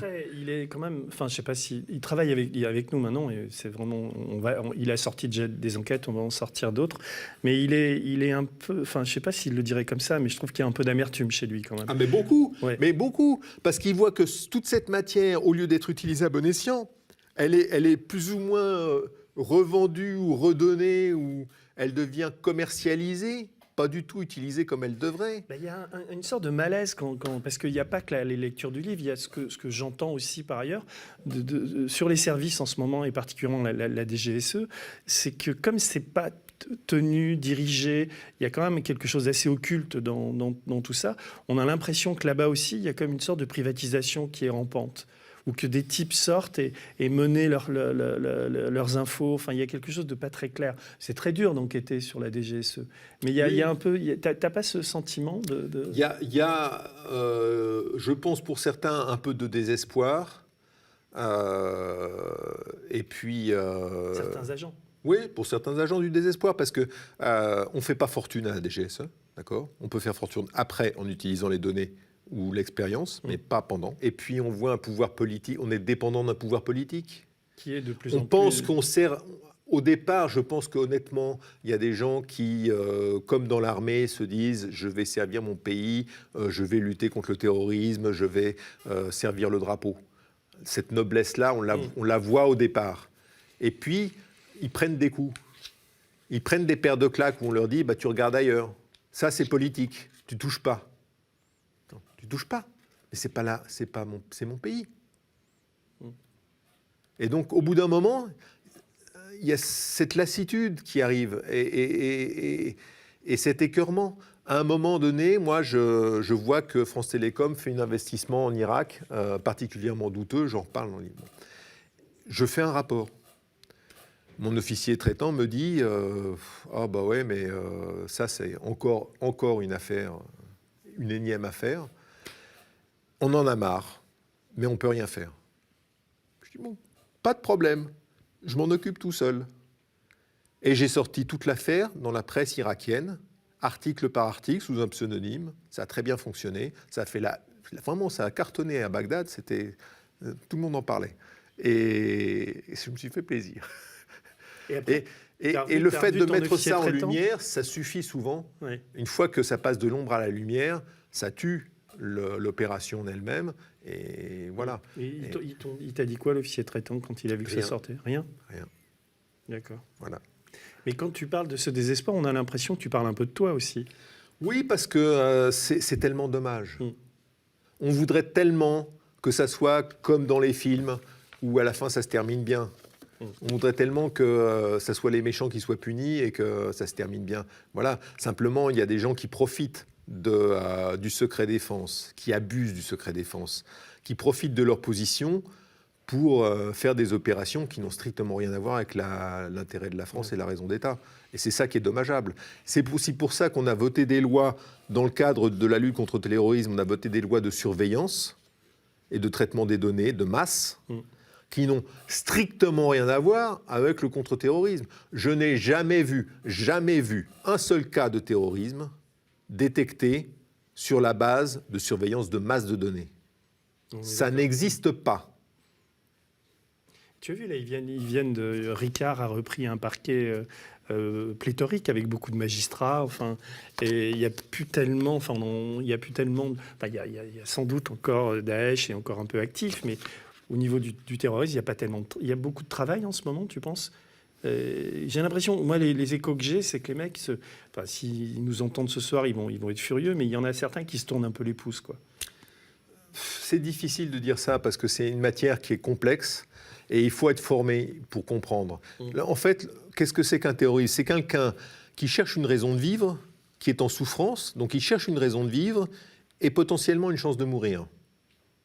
Voilà, à la base, c'est ça. La première chose à faire, c'est d'essayer de comprendre sa souffrance. Quand on est dans un pays comme le Niger, le plus pauvre du monde, où on a faim toute la journée, On a faim. On en a ras-le-bol d'avoir faim. Et qu'on voit qu'on n'a aucune chance de s'en tirer. Aucune chance. Voilà. On se dit, pourquoi pas aller voir ce que raconte l'imam, qui, ma foi, va me donner un peu de riz, parce que c'est ça aussi, l'école coranique, c'est aussi donner un peu à manger le soir, c'est partager. Voilà. On retrouve un peu de chaleur humaine, on retrouve une dimension humaine. Il faut voir les dispensaires dans lesquels sont traités les gens. Moi, j'ai vu des femmes enceintes mourir parce qu'elles ne pouvaient pas accoucher naturellement. Ça met des heures à mourir une femme enceinte qui ne peut pas accoucher naturellement. Et ça génère évidemment de la colère et ça génère du terrorisme. Quand on ramène... On me donne une gamine que j'envoie... On fait la route pour l'envoyer à l'hôpital, 50 km de là où j'étais. L'hôpital la refuse parce qu'elle n'a pas l'argent. On me renvoie la gamine et il faut la donner à son père et la gamine a l'appendicite. Donc elle est en train de mourir de l'appendicite. Ce qui est facile à soigner. Je veux dire, ici, c'est même pas... Voilà, une gamine qui avait 7 ans. Et donc, on la rend à son père, elle meurt. Si j'étais le père, j'irais me dire, tiens, ce que me dit Daesh, ce que me dit le Boko Haram, ce que me dit tout ça, en fait, pourquoi pas essayer? Pourquoi pas essayer? Quelle est mon option? Continuer ma vie comme ça? Refaire une gosse, prendre le risque de mettre ma femme... Pourquoi j'essaierais pas? Il faut les comprendre. Il faut voir à quel point on est dur avec eux, à quel point ils manquent de soins, ils manquent de tout. Ils ont des défauts aussi. Quand vous faites 8 enfants par femme et qu'un foyer nigérien, c'est un homme, 3 femmes, 20 gosses, ça pose un problème. Il y a ça qu'il faut régler aussi. C'est pas blanc-bleu. Mais il n'y a pas d'humanité. Il n'y a pas d'humanité dans ces pays-là. Vous ne réglerez jamais le conflit malien de la zone Barkhane, etc., le conflit sahélien, avec l'armée. C'est une illusion. On n'a pas résolu le conflit afghan avec l'armée, parce que c'est beaucoup plus complexe. Mais l'Afghanistan à côté, c'est du gâteau. L'Afghanistan, il n'y a que 50% des mariages arrangés. Au Niger, on est à 75%. Au Niger, les gamines, elles font leur premier enfant à 13 ans. Donc elles ont eu des rapports sexuels à 12 ans. C'est ça qu'il faut régler, c'est ça qu'il faut comprendre. C'est pas de la sociologie, c'est être sur le terrain, parler aux gens, comprendre que voilà, il y a un problème de médecine, de dispensaire, de minimum pour qualifier quelqu'un d'être humain. Ne pas le traiter comme un chien ou moins qu'un chien. Et celui qui finançait les dispensaires au Niger, au Mali, dans toute cette zone-là, et qui gardait un certain équilibre, c'était Kadhafi. Oui. Donc quand on décide de faire chuter Kadhafi, de tuer Kadhafi, alors qu'il n'y a jamais eu de colonne de chars qui allait sur Benghazi, que tout ça c'était bidon, quand on décide de le faire... Si tu fais référence au rôle de Bernard-Henri Lévy, de tout ce qui s'est passé à ce moment-là, oui, toi qui connaissais bien... Il n'y a jamais eu de colonne de chars qui menaçait la population de Benghazi. Jamais Kadhafi n'aurait trucidé la population de Benghazi. Et tous les services le savent. Tous les services le savent. Que BHL raconte des conneries, il en raconte tellement que c'est pas comment dire, c'est pas une surprise. Mais la surprise, c'est que Sarkozy l'écoute. La surprise aussi, c'est que d'autres services de renseignement, notamment l'administration Obama, il le regrettera après, mais Obama n'a pas bougé. Obama l'a regretté après, quand il a quitté la présidence. Il a dit, s'il y a un truc que je regrette, c'est l'intervention en Libye et de pas avoir arrêté ce qui s'est passé en Libye. Bon. Trop tard. Hein, t'as un avis, toi, sur où tu as un savoir sur le financement de ça. L'explication pourrait être que Kadhafi a financé grassement Nicolas Sarkozy et que sa mort, son assassinat, n'est pas non plus étranger à ces histoires de financement. Et que la guerre déclenchée, soi-disant, par BHL était une sorte de stratagème pour masquer aussi autre chose. Tu as une lecture de tout ça? Moi, je n'ai pas d'informations privilégiées. Est-ce qu'on peut dire que la France avait un intérêt, par exemple, à mettre la main sur les réserves pétrolières libyennes? Ce n'est pas des grosses réserves, c'est sympathique toujours, mais il faut voir que la Libye n'était pas très peuplée. Donc c'était potentiellement, je dirais, un coup de poker de dire, bah voilà, on descend un dictateur, on prend le contrôle du pays et on fait en sorte qu'on devienne amis avec ceux qu'on met au pouvoir. Ça aurait été très très délicat, mais faisable. Ça, c'est quand ça marche. Et là, ça a foiré, quoi. Et ça a complètement foiré, parce qu'on n'a pas vu le risque qu'il y avait à côté. On n'a pas vu l'infiltration des islamistes. On n'a pas voulu la voir. Où on s'est dit, oh, il n'y a pas de problème, on va s'en sortir. Et on ne s'en est pas sorti.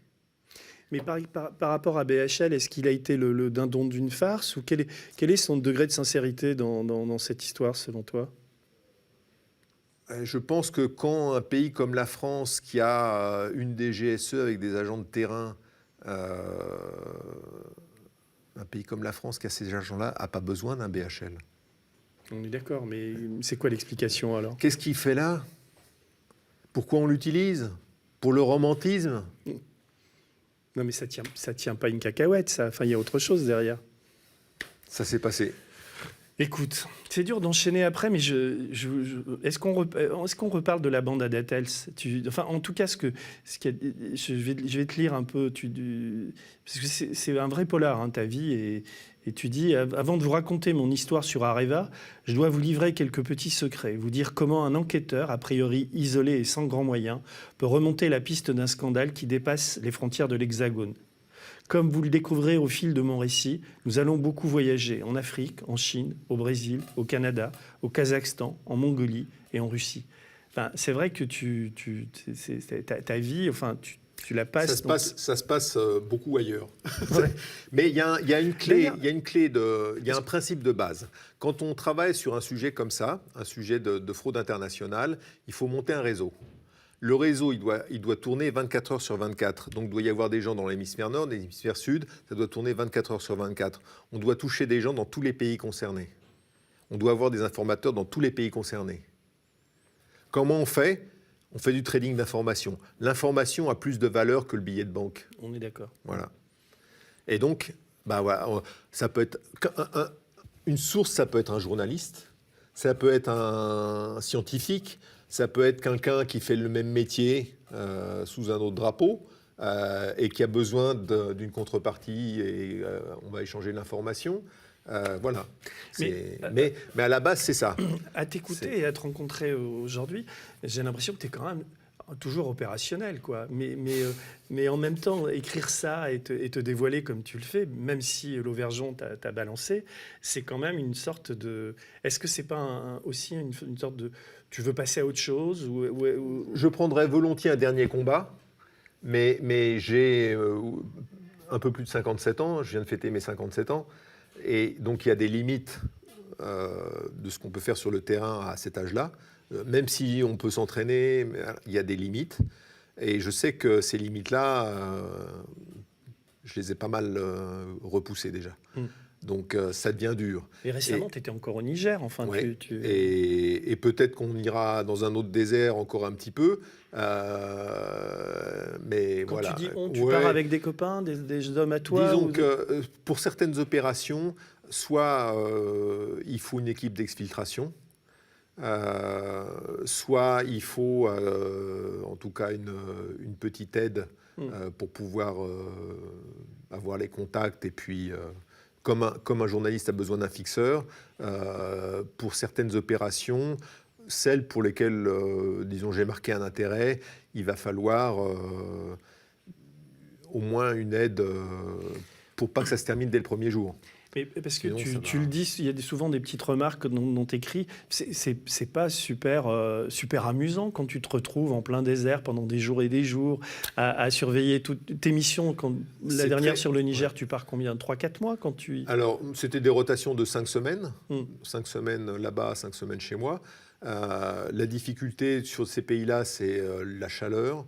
Et puis la solitude aussi, t'as pas de Wi-Fi, des fois c'est dur d'avoir l'internet. Voilà, il y a des choses qui rendent la vie difficile, mais on s'habitue. L'adaptation de l'homme, elle est extraordinaire. Mais c'est surtout, je dirais, la dureté de ce qu'on peut voir. Mais un mec comme toi, quand tu vas te retrouver chez toi, là, si tu t'arrêtes, enfin, au bout de 5 semaines, tu vas te faire chier comme un rat mort, non? Tu vas te Mais dire... on est toujours sollicité. Oui, non, mais C'est justement. ça qui est toujours sollicité. Il y a toujours des choses à faire, il y a toujours des risques à prendre, ça n'en finit pas.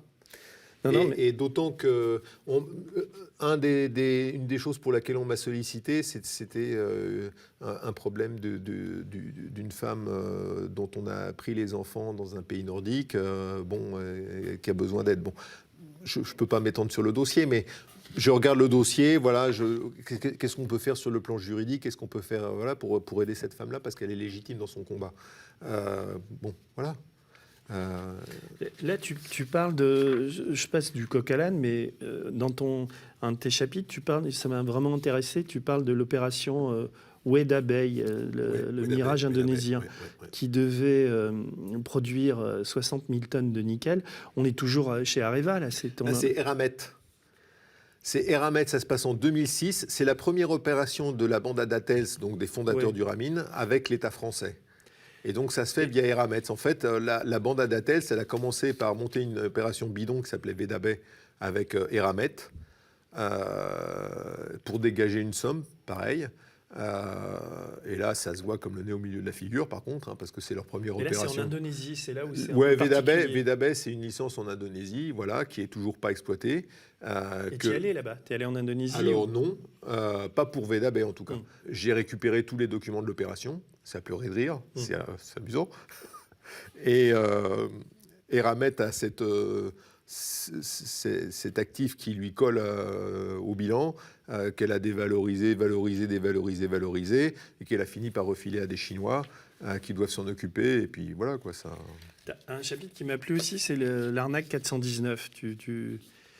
On a tous vu des arnaques faites par des Nigérians où on vous vend des trucs qui sont des escroqueries. Ben voilà quoi, c'est un petit clin d'œil à ce genre de truc-là. C'est la bonne arnaque africaine du gars qui n'a pas d'argent, à qui il faut envoyer de l'argent, et voilà. Et donc c'est un petit clin d'œil qu'on a fait à ce genre de truc-là. J'allais dire c'est du même niveau. Mais tout ce qu'il y a là-dedans a été fait par des gens qui ont un vrai pouvoir, Tu écris là, dans ce chapitre sur l'arnaque 419, j'ai la prétention de penser que le dossier Ramin finira par éclater au grand jour ou deviendra une référence historique en matière de corruption internationale. Pourtant, à aucun moment, nous n'avons reçu le moindre soutien d'un élu politique. Dans ce domaine, il est évident que tout le monde se serre les coudes. Il n'y a rien à attendre des politiques. La soupe est trop bonne, comme on dit. Ouais, ça partage. Et pourtant, tu dis que ça va éclater. Ça partage, ouais. Parce qu'on a pu internationaliser l'affaire, donc on ne peut plus l'étouffer. À partir du moment où j'ai envoyé le dossier au FBI, j'ai envoyé le dossier à la NRC, que j'ai un volet britannique que je commence à travailler sérieusement, qui implique un lord britannique, et qui n'est pas n'importe lequel. Mais la question que tu poses et que je te pose, et que les gens aimeraient une réponse, si possible, mais c'est où est passé l'argent? On va pas diffamer, on va pas. Mais est-ce que tu peux? Donc tu dis ça a coûté 4,5, mais il y a au moins 1,8 milliard au début. Mais où est passé ce fric? Et il a enrichi qui? Alors il a transité par les Bahamas, Monaco, le Qatar. Il y a un document sur lequel on travaille en ce moment que je ne peux pas révéler, mais qui est le document par lequel on voit comment l'argent et le creuset qui a été fait et les vrais bénéficiaires. Il y a les réseaux de blanchiment qu'on a bien étudiés, sur lesquels on avance bien. Le lien a été fait, et ça c'est un scoop, le lien a été fait entre le réseau des Dubai Papers et l'affaire Ramin, et ça se travaille. Et parce que les Dubai Papers sont sortis, mais d'une manière très, on va dire, on peut dire édulcorée ou parcellaire. Le Nouvel Obs avait sorti. Voilà, mais en fait, le Nouvel Obs a vu que, je dirais, 20% même pas de la réalité, quoi, de ce qui était intéressant. Donc, on n'a pas parlé des mystères de la Democrat Connection. Alors, je te lis. En ce début de printemps 2018, je suis en mission quelque part dans une zone désertique en Afrique. J'aime bien ça parce que tu penses à quelqu'un que j'aime beaucoup, qui est Charles de Foucault, un vrai maître qui a passé 12 ans à étudier les Touaregs sans aucun soutien ni aide, et ce n'est pas son seul titre de gloire. Il faut avoir la peau chauffée par le soleil du Sahel pour comprendre combien cet homme a dû souffrir de tout, y compris de l'isolement. Je ne peux vous décrire comment notre défense fait son renseignement aujourd'hui, mais je n'ai pas croisé d'homme de cette trempe, et ce que je vois me rend plutôt agressif. Je me calme en me replongeant dans le dossier Areva, malgré une connexion Internet défaillante. Soudain, une certaine joie m'envahit. On t'imagine en plein désert, en train de te marrer. Enfin, je veux dire, je viens enfin de comprendre les tenants et les aboutissants des affaires américaines d'Areva. Je suis pris aussi d'un peu de vertige. Ce que j'ai découvert est énorme et au moins aussi grave que le scandale Uramine. Ouais. Peut-être même plus grave. Donc là tu es dans un désert, on imagine au Niger ou ailleurs. Ouais, enfin, ouais. Et à un moment, c'est comme le Eureka, j'ai trouvé. L'illumination. Et là, ça fait quand même du bien parce que, en fait, on absorbe énormément d'informations et finalement, le pulse se fait. Et on arrive à voir l'image de ce qu'on. Le lien entre les informations et ça déroule. Et on trouve l'affaire Osra qui est peut-être plus grave parce que la corruption de l'administration américaine, quand même. La corruption de l'administration américaine. Mais ça, tu le découvres comment? En fouillant dans... Enfin, tu es sur Internet, là où... Il y a des éléments mais très parcellés. On parle de lignes dans un document de référence. Donc, un document qui fait 300 pages, il y a une ligne, quelques mots.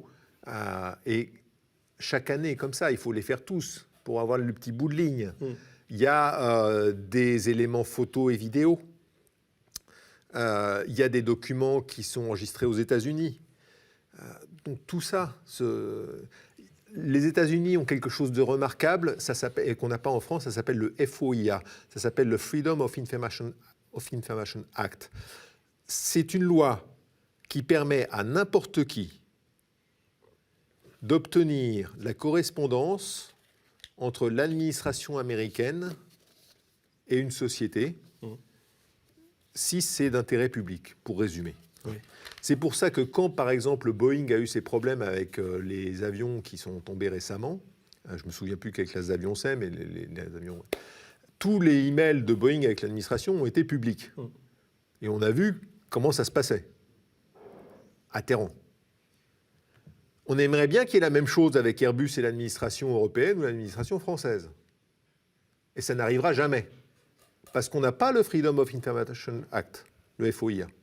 On pourrait l'avoir d'ailleurs, ça ne doit pas être si Non, parce que nous, on a le secret des affaires. Ouais. Non, mais je sais, mais... Ah ben voilà. Pourquoi le contribuable américain a le FOIA et le contribuable français a le secret des affaires? Parce que la démocratie américaine, malgré Trump, fonctionne un peu mieux que la démocratie française. C'est clair. La justice coûte cher. Mais on peut instruire.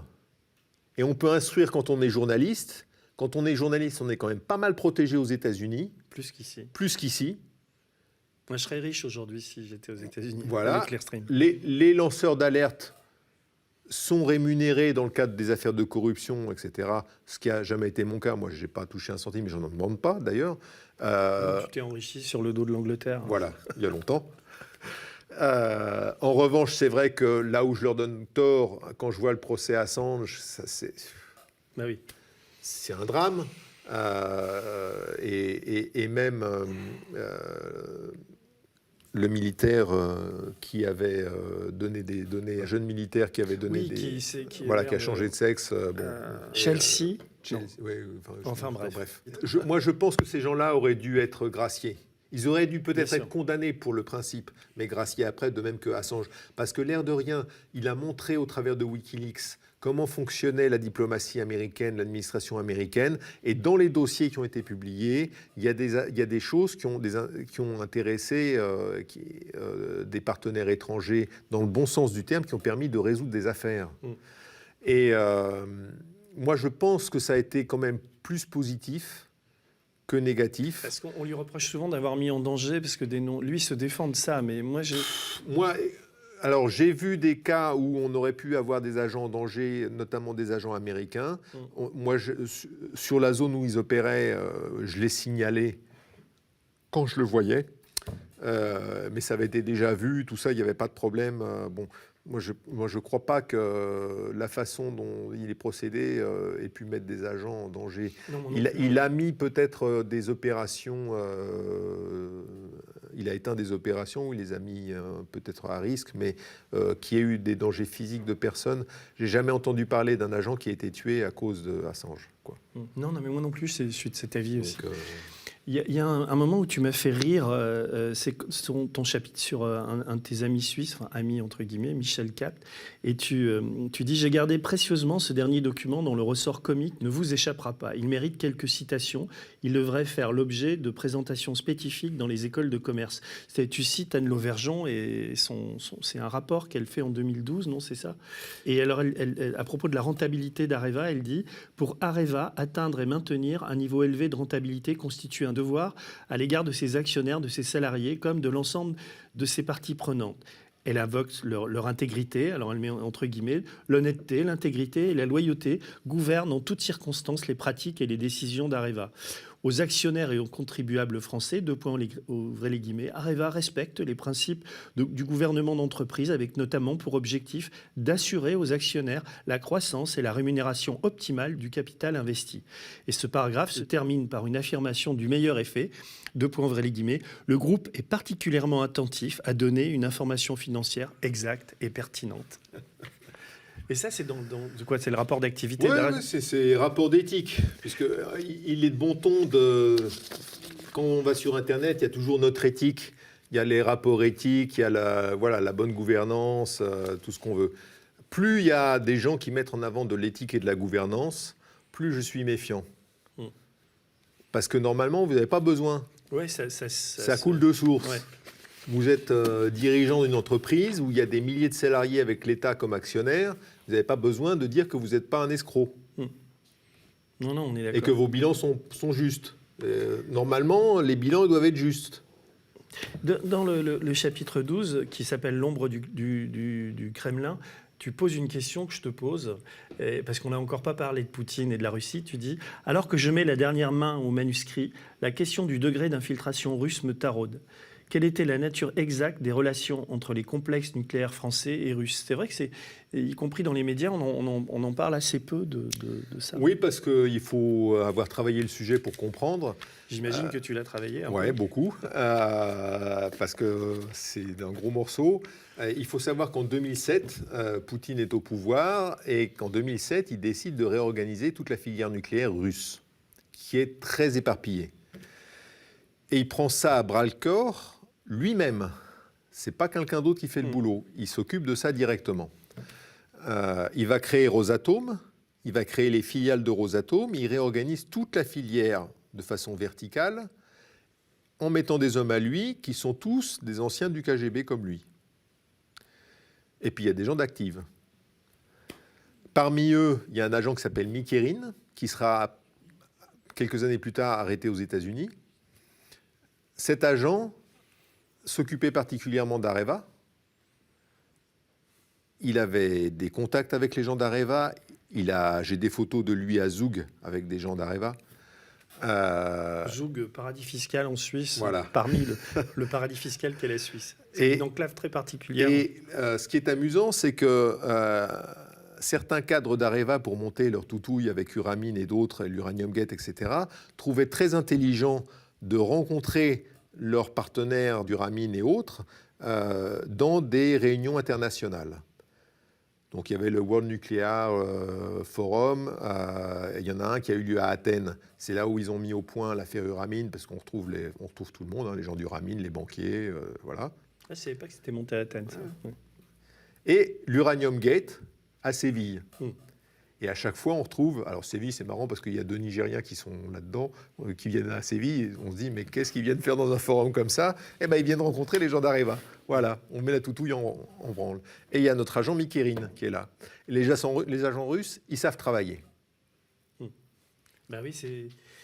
Et donc, il y a déjà une venture entre la France et la Russie sur certains dossiers. Alors, Il est vrai que François Fillon avait ouvert grand les portes à nos amis russes et à Rosatom, et on a parlé d'un mariage à un moment donné entre Rosatom et Areva. Et là, ça s'est refroidi quand même. Ça s'est refroidi. C'est aussi l'époque l'époque de l'Uranium Gate, c'est aussi l'époque où on vendait deux bateaux de guerre à la Russie. Ça ne s'est pas fait après. C'est un autre pays qui les a récupérés, mais c'était l'époque. Donc il y avait, c'était mon ami Poutine, hein, c'était ça. Chirac lui avait déjà donné la Grand Croix de la Légion d'honneur, donc on pouvait pas lui donner, hein, mais c'était déjà fait. Mais on s'embrassait sur la bouche. Puis maintenant. Alors maintenant c'est plus difficile. T'as un chapitre un peu étrange qui s'appelle Que Dieu bénisse Areva. C'est les liens entre l'Église catholique, l'Opus Dei, Areva. Enfin, c'est très particulier. Enfin, tu peux résumer. Enfin, je sens. Alors, si oui, fatigué, on peut boire un verre d'eau. Non, du tout. Non, moi, je suis inépuisable. Inépuisable. Il se trouve que il y a une affaire dans laquelle on retrouve des membres de l'Opus Dei. C'est l'affaire Svartstil. Et Michel-Yves Bolloré, qui est membre de l'Opus Dei. Ah oui, donc il y a un rapport avec...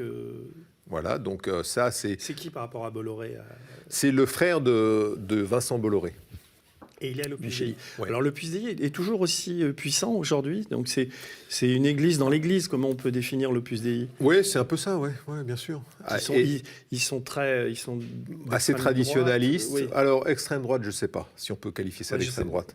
C'est une forme de tradition qui est difficile et hermétique à comprendre. C'est un catholicisme assez dur, on va le qualifier comme ça. Est-ce qu'on peut dire politiquement que c'est de l'extrême droite? Je ne crois pas. Mais ils interviennent aussi dans des pays, ils sont dans des complots pour placer des gens. Enfin, il y a des assassinats commandités. C'est toujours pareil. Le Vatican est un réseau d'informateurs de premier ordre. Il l'a toujours été. Ils ont joué un rôle important après-guerre. Et aujourd'hui? Et aujourd'hui, ça reste un réseau... Même avec le pape François, l'Opus Dei est toujours... Alors, le réseau du Vatican, c'est pas un réseau négligeable. Ils sont dans tous les pays où il se passe des choses pas simples. Et ils parlent aux gens. Et ils sont sur place pour pas cher. Donc c'est un réseau qui prend de l'information dans des pays et qui l'envoie au Vatican. Et la Banque du Vatican a beaucoup servi. Alors la Banque du Vatican, il y a le ménage qui a été fait quand même. Oui. Mais avec l'IOR et tout ça, c'est clair qu'il y a eu des opérations de blanchiment absolument honteuses. Bon, ça c'est... Quand il n'y a pas de contrôle ou c'est mal fait, voilà, hein, c'est un... Et donc, toi, de ce que tu sais, l'Opus Dei continue à avoir un rôle... Il y a eu une partie du personnel d'Areva qui bénéficiait de salles de prière dans Areva, ce qui est quand même bizarre pour une société qui appartient à l'État, qui est des salles de prière, mais bon... Gérald Dabola est aussi très actif auprès du Vatican. C'est son droit. C'était le numéro 2 d'Areva. Et un bras droit historique d'Anne Lauvergeon. Il était là depuis le début. Elle-même a dit et écrit dans ses mémoires que quand elle était jeune, elle aurait bien été... elle voulait être nonne. Oui, c'est vrai, elle dit ça. Mais, c'est dommage qu'elle n'ait pas poursuivi dans cette vocation.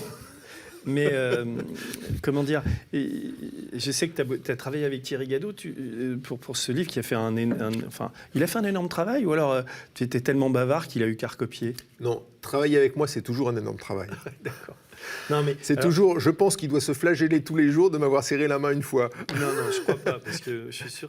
Non, mais sur ce chapitre-là, je suis un peu resté sur ma faim, moi, sur le. Je me dis qu'il y a sans doute, mais bon, il y a sans doute des trucs à gratter encore sur les liens entre l'Église catholique et il y a surtout, il fallait surtout instruire l'affaire Svartstil, qui a été très très bien documentée, avec Jean-François Victor notamment, qui a fait un travail remarquable de témoignage, et qui n'a pas été suivi les poursuites n'ont pas eu lieu. Ouais. Voilà. Comme d'habitude. Comme d'habitude. Alors, vers la fin, il faut dire qu'aujourd'hui, Areva s'appelle Orano. Et là, je te cite encore, tu dis « Au fond de mon désert des Tartares, où je passe la moitié de l'année pour surveiller quelques actifs pétroliers, j'ai pas mal de temps libre. quand un accident routier entre deux andouilles qui ont refusé de s'écarter pour laisser passer l'autre sur une piste désertique ou un assassinat dans un village ne m'oblige pas à faire la police ou à assurer l'évacuation médicale d'un salarié. Là, tu diras à Thierry Gadot qu'il faut mettre des points parce que les phrases sont un peu longues quand même. Je suis en train de le chambrer là. Malgré la faible connexion au monde via Internet, j'ai donc le temps, voici ce que je te disais tout à l'heure, pour me plonger dans ma lecture favorite, celle des rapports annuels d'Areva. Et là, ce que je voudrais savoir, c'est aujourd'hui avec Orano, où on en est sur tout ça. Qu'est-ce qui se passe? Est-ce qu'il y a un ménage un petit peu qui a été fait? Est-ce que tu as des contacts avec eux? Donc, il y a des choses qu'il faut voir. C'est que Areva était coté en bourse. Ouais. Il y a un rapport qui a été fait pour pouvoir sortir Areva de la bourse à une valeur donnée pour pouvoir payer les actionnaires et dire voilà, ce que votre action, elle vaut tant. Et cette valeur-là, elle est attestée par le cabinet Finexsi qui a fait son rapport. Ce rapport, et je peux le dire sans aucun problème devant une caméra, c'est une blague. Il est faux à différents endroits de façon grossière. Il date de quand ce rapport? Oh, il date de 2016, quelque chose comme ça. C'est juste pour la privatisation, pour le changement de, voilà, de statut. Enfin, changement de statut. Le sortie de la cote d'Areva.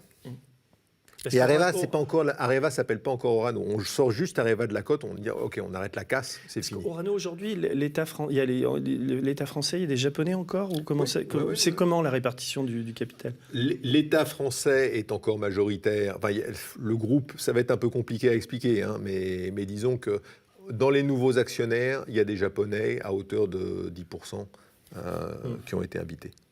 Et donc, il a fallu sortir Areva de la cote. Payer les anciens actionnaires 4,50 € l'action, avec ce rapport de Finexsi qui a pleuré de rire. Et derrière, il faut recapitaliser.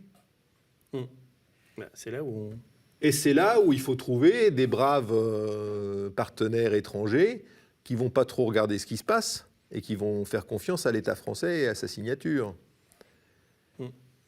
Et on continue. Et on continue à leur mentir. Oui, parce qu'il y a les EPR qui sont en train de se casser la gueule. Il n'y a pas que ça. Il n'y a pas que ça. Il y a le projet Eagle Rock aux États-Unis. C'est quoi Eagle Rock? Eagle Rock, c'est un projet de construction d'une infrastructure aux États-Unis. Et nucléaire. Oui. Que Obama connaît très bien. Parce qu'il a touché des Parce que c'est lui qui a autorisé un prêt de 2 milliards de dollars en faveur d'Areva, alors qu'Areva était parti en vrac. Donc 2 milliards de dollars en faveur d'Areva, juste après l'affaire Osra.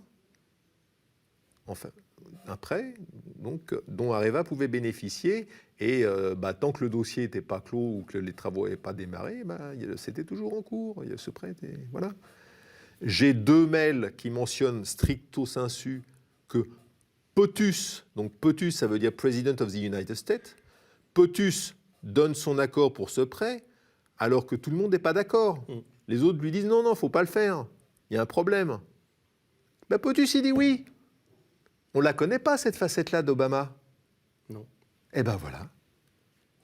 Et ça, c'est sorti aux États-Unis un peu? Il y a eu quelques papiers, il y a eu pas encore? L'administration américaine est parfaitement consciente.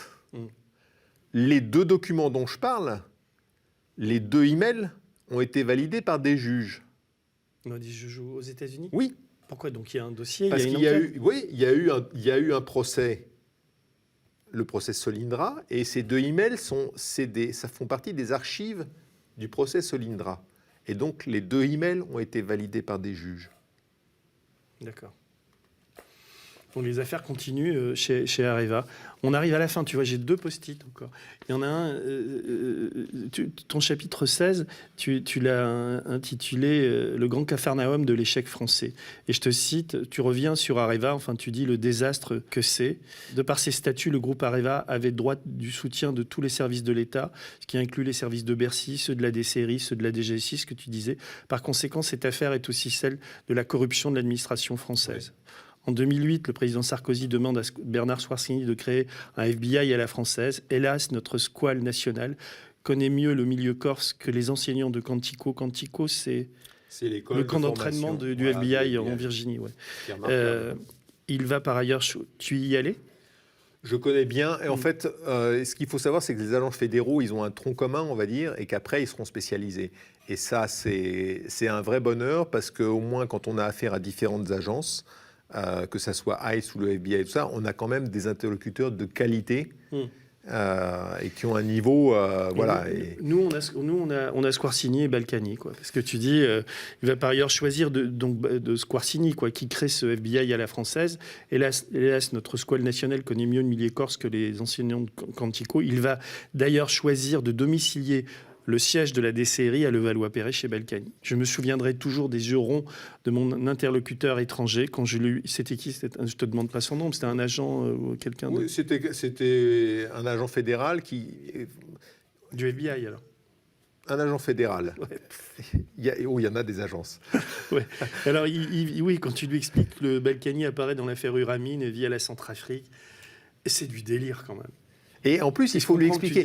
On lui explique Capernaum. que voilà, il est maire de Levallois-Perret et qu'en tant que maire de Levallois-Perret, il est officier de police judiciaire. Et alors là, les yeux tombent, comme dans un dessin animé. Quand on lui dit voilà, en France, le maire est officier de police judiciaire. Mais ça me fait plaisir de t'entendre dire ça parce que des fois, quand tu discutes avec des gens ou même des politiques et tout, tu leur dis que la France est un État très très corrompu, quoi. C'est la phrase de Branco, ils sont pas corrompus, ils sont la corruption, quoi. Il y a une sorte de corruption endémique quand même dans ce pays. Qui s'est infiltré. Et ça empire. Alors quand tu dis ça, tu passes pour un affreux déclinologue ou un mec qui va faire monter l'extrême droite. C'est le principe de l'eau et du château de sable. L'eau arrive sur le château de sable, ça commence par la base. Et puis ça commence à humidifier les murs. Et puis au bout d'un moment, le château de sable, il tombe. Voilà. Donc l'eau, elle est là. L'eau, on l'a dans les douves du château de sable. Comment tu regardes, toi, le mouvement des Gilets jaunes et tout ce qui s'est passé en France, compte tenu de tout ce que tu viens de dire? Mais moi qui habite en province, on était assez loin des tapages parisiens et on a pu parler, je dirais, avec des Gilets jaunes, des gens qu'on côtoie parce que c'est mon plombier, parce que... Oui, bien sûr. Et donc on parle aux gens. Et pourquoi vous avez cette souffrance? Pourquoi vous avez ces difficultés? Parce que c'est difficile de vivre, qu'ils font beaucoup d'heures de travail, ils n'ont pas la rémunération qui va avec, parce qu'ils subissent aussi beaucoup la concurrence de tiers qui viennent de pays européens et qui n'ont pas les mêmes disons, coûts à supporter. Mon plombier, qui est quelqu'un d'adorable et qui est un très bon professionnel, il me dit, mais voilà, moi je subis les travailleurs détachés. J'ai rien contre les Polonais, j'ai rien contre les Roumains, mais quand ils viennent sur un chantier, payés beaucoup moins cher que les gars que moi je dois employer au minimum au SMIC, comment je fais? Je ne peux pas lutter. Donc moi je fais beaucoup plus d'heures de travail pour faire vivre ma famille, alors que je suis chez moi, je suis légitime. Et je comprends cette souffrance-là. Les gens, ils ne veulent pas forcément du gilet jaune, ils veulent qu'on les entende, qu'il y ait quelqu'un qui écoute et ils ont mal. Est-ce que toi, tu votes? Tu as des engagements politiques? Alors, j'ai jamais eu de carte de parti politique. Et alors, j'ai dû faire alternativement. Moi, quand il y a eu les élections en 81, je crois que j'ai voté pour la première fois. J'avais voté pour Mitterrand parce que c'était, à l'époque, on se disait, l'espoir, c'est plus de liberté, c'était les radios libres, c'était... Et puis c'était la fin de vieux croutons. Donc on se disait, tiens, il y a voilà. Et la déception, on l'a eu assez rapidement, finalement. Voilà. Mais on n'en est jamais sorti. Tu as voté pour le jeune crouton là, qu'on a aujourd'hui ou... De mémoire, je crois que oui. Ouais. Non, mais j'ai fait ou au moins au deuxième tour. Moi aussi, ouais. Mais, et alors, ce qui m'avait plu aussi dans son programme, il nous dit, voilà, et ça c'est facile à faire, je vais éliminer la Cour de justice de la République, qui est réservée aux ministres. Ouais.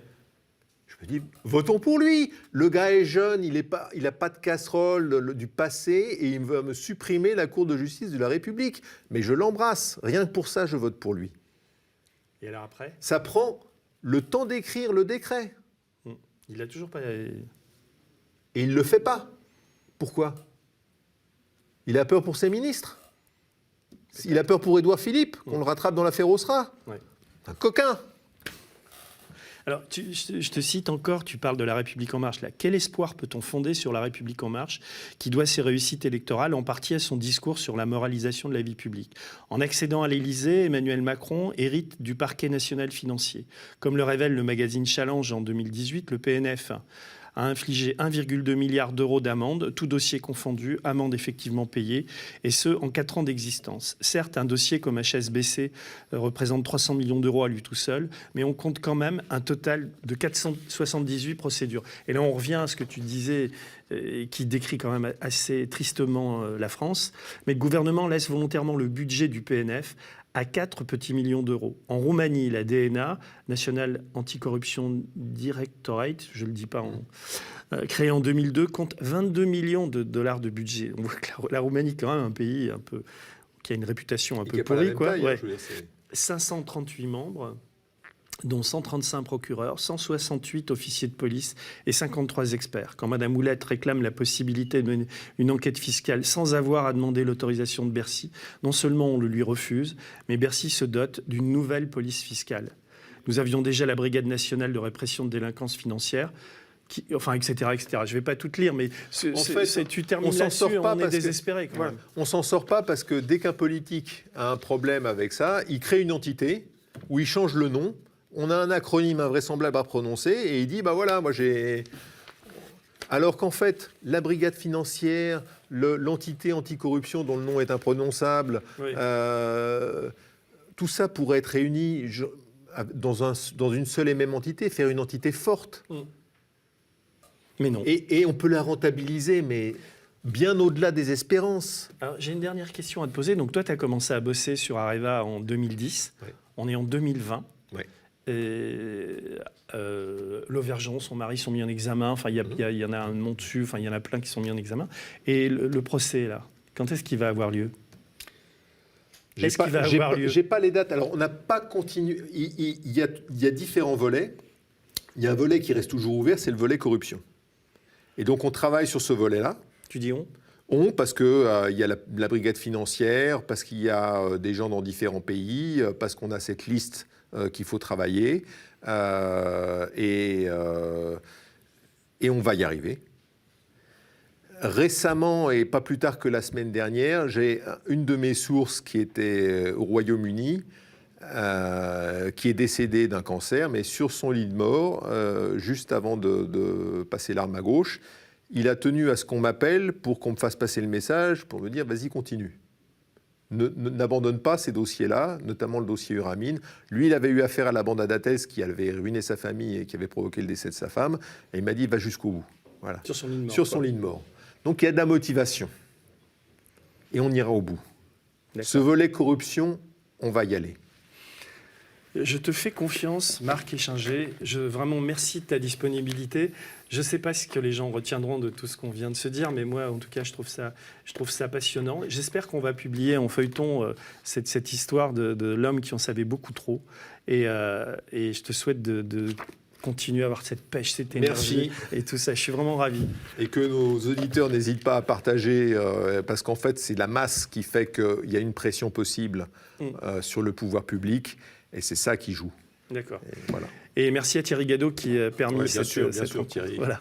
Excellent. Au revoir.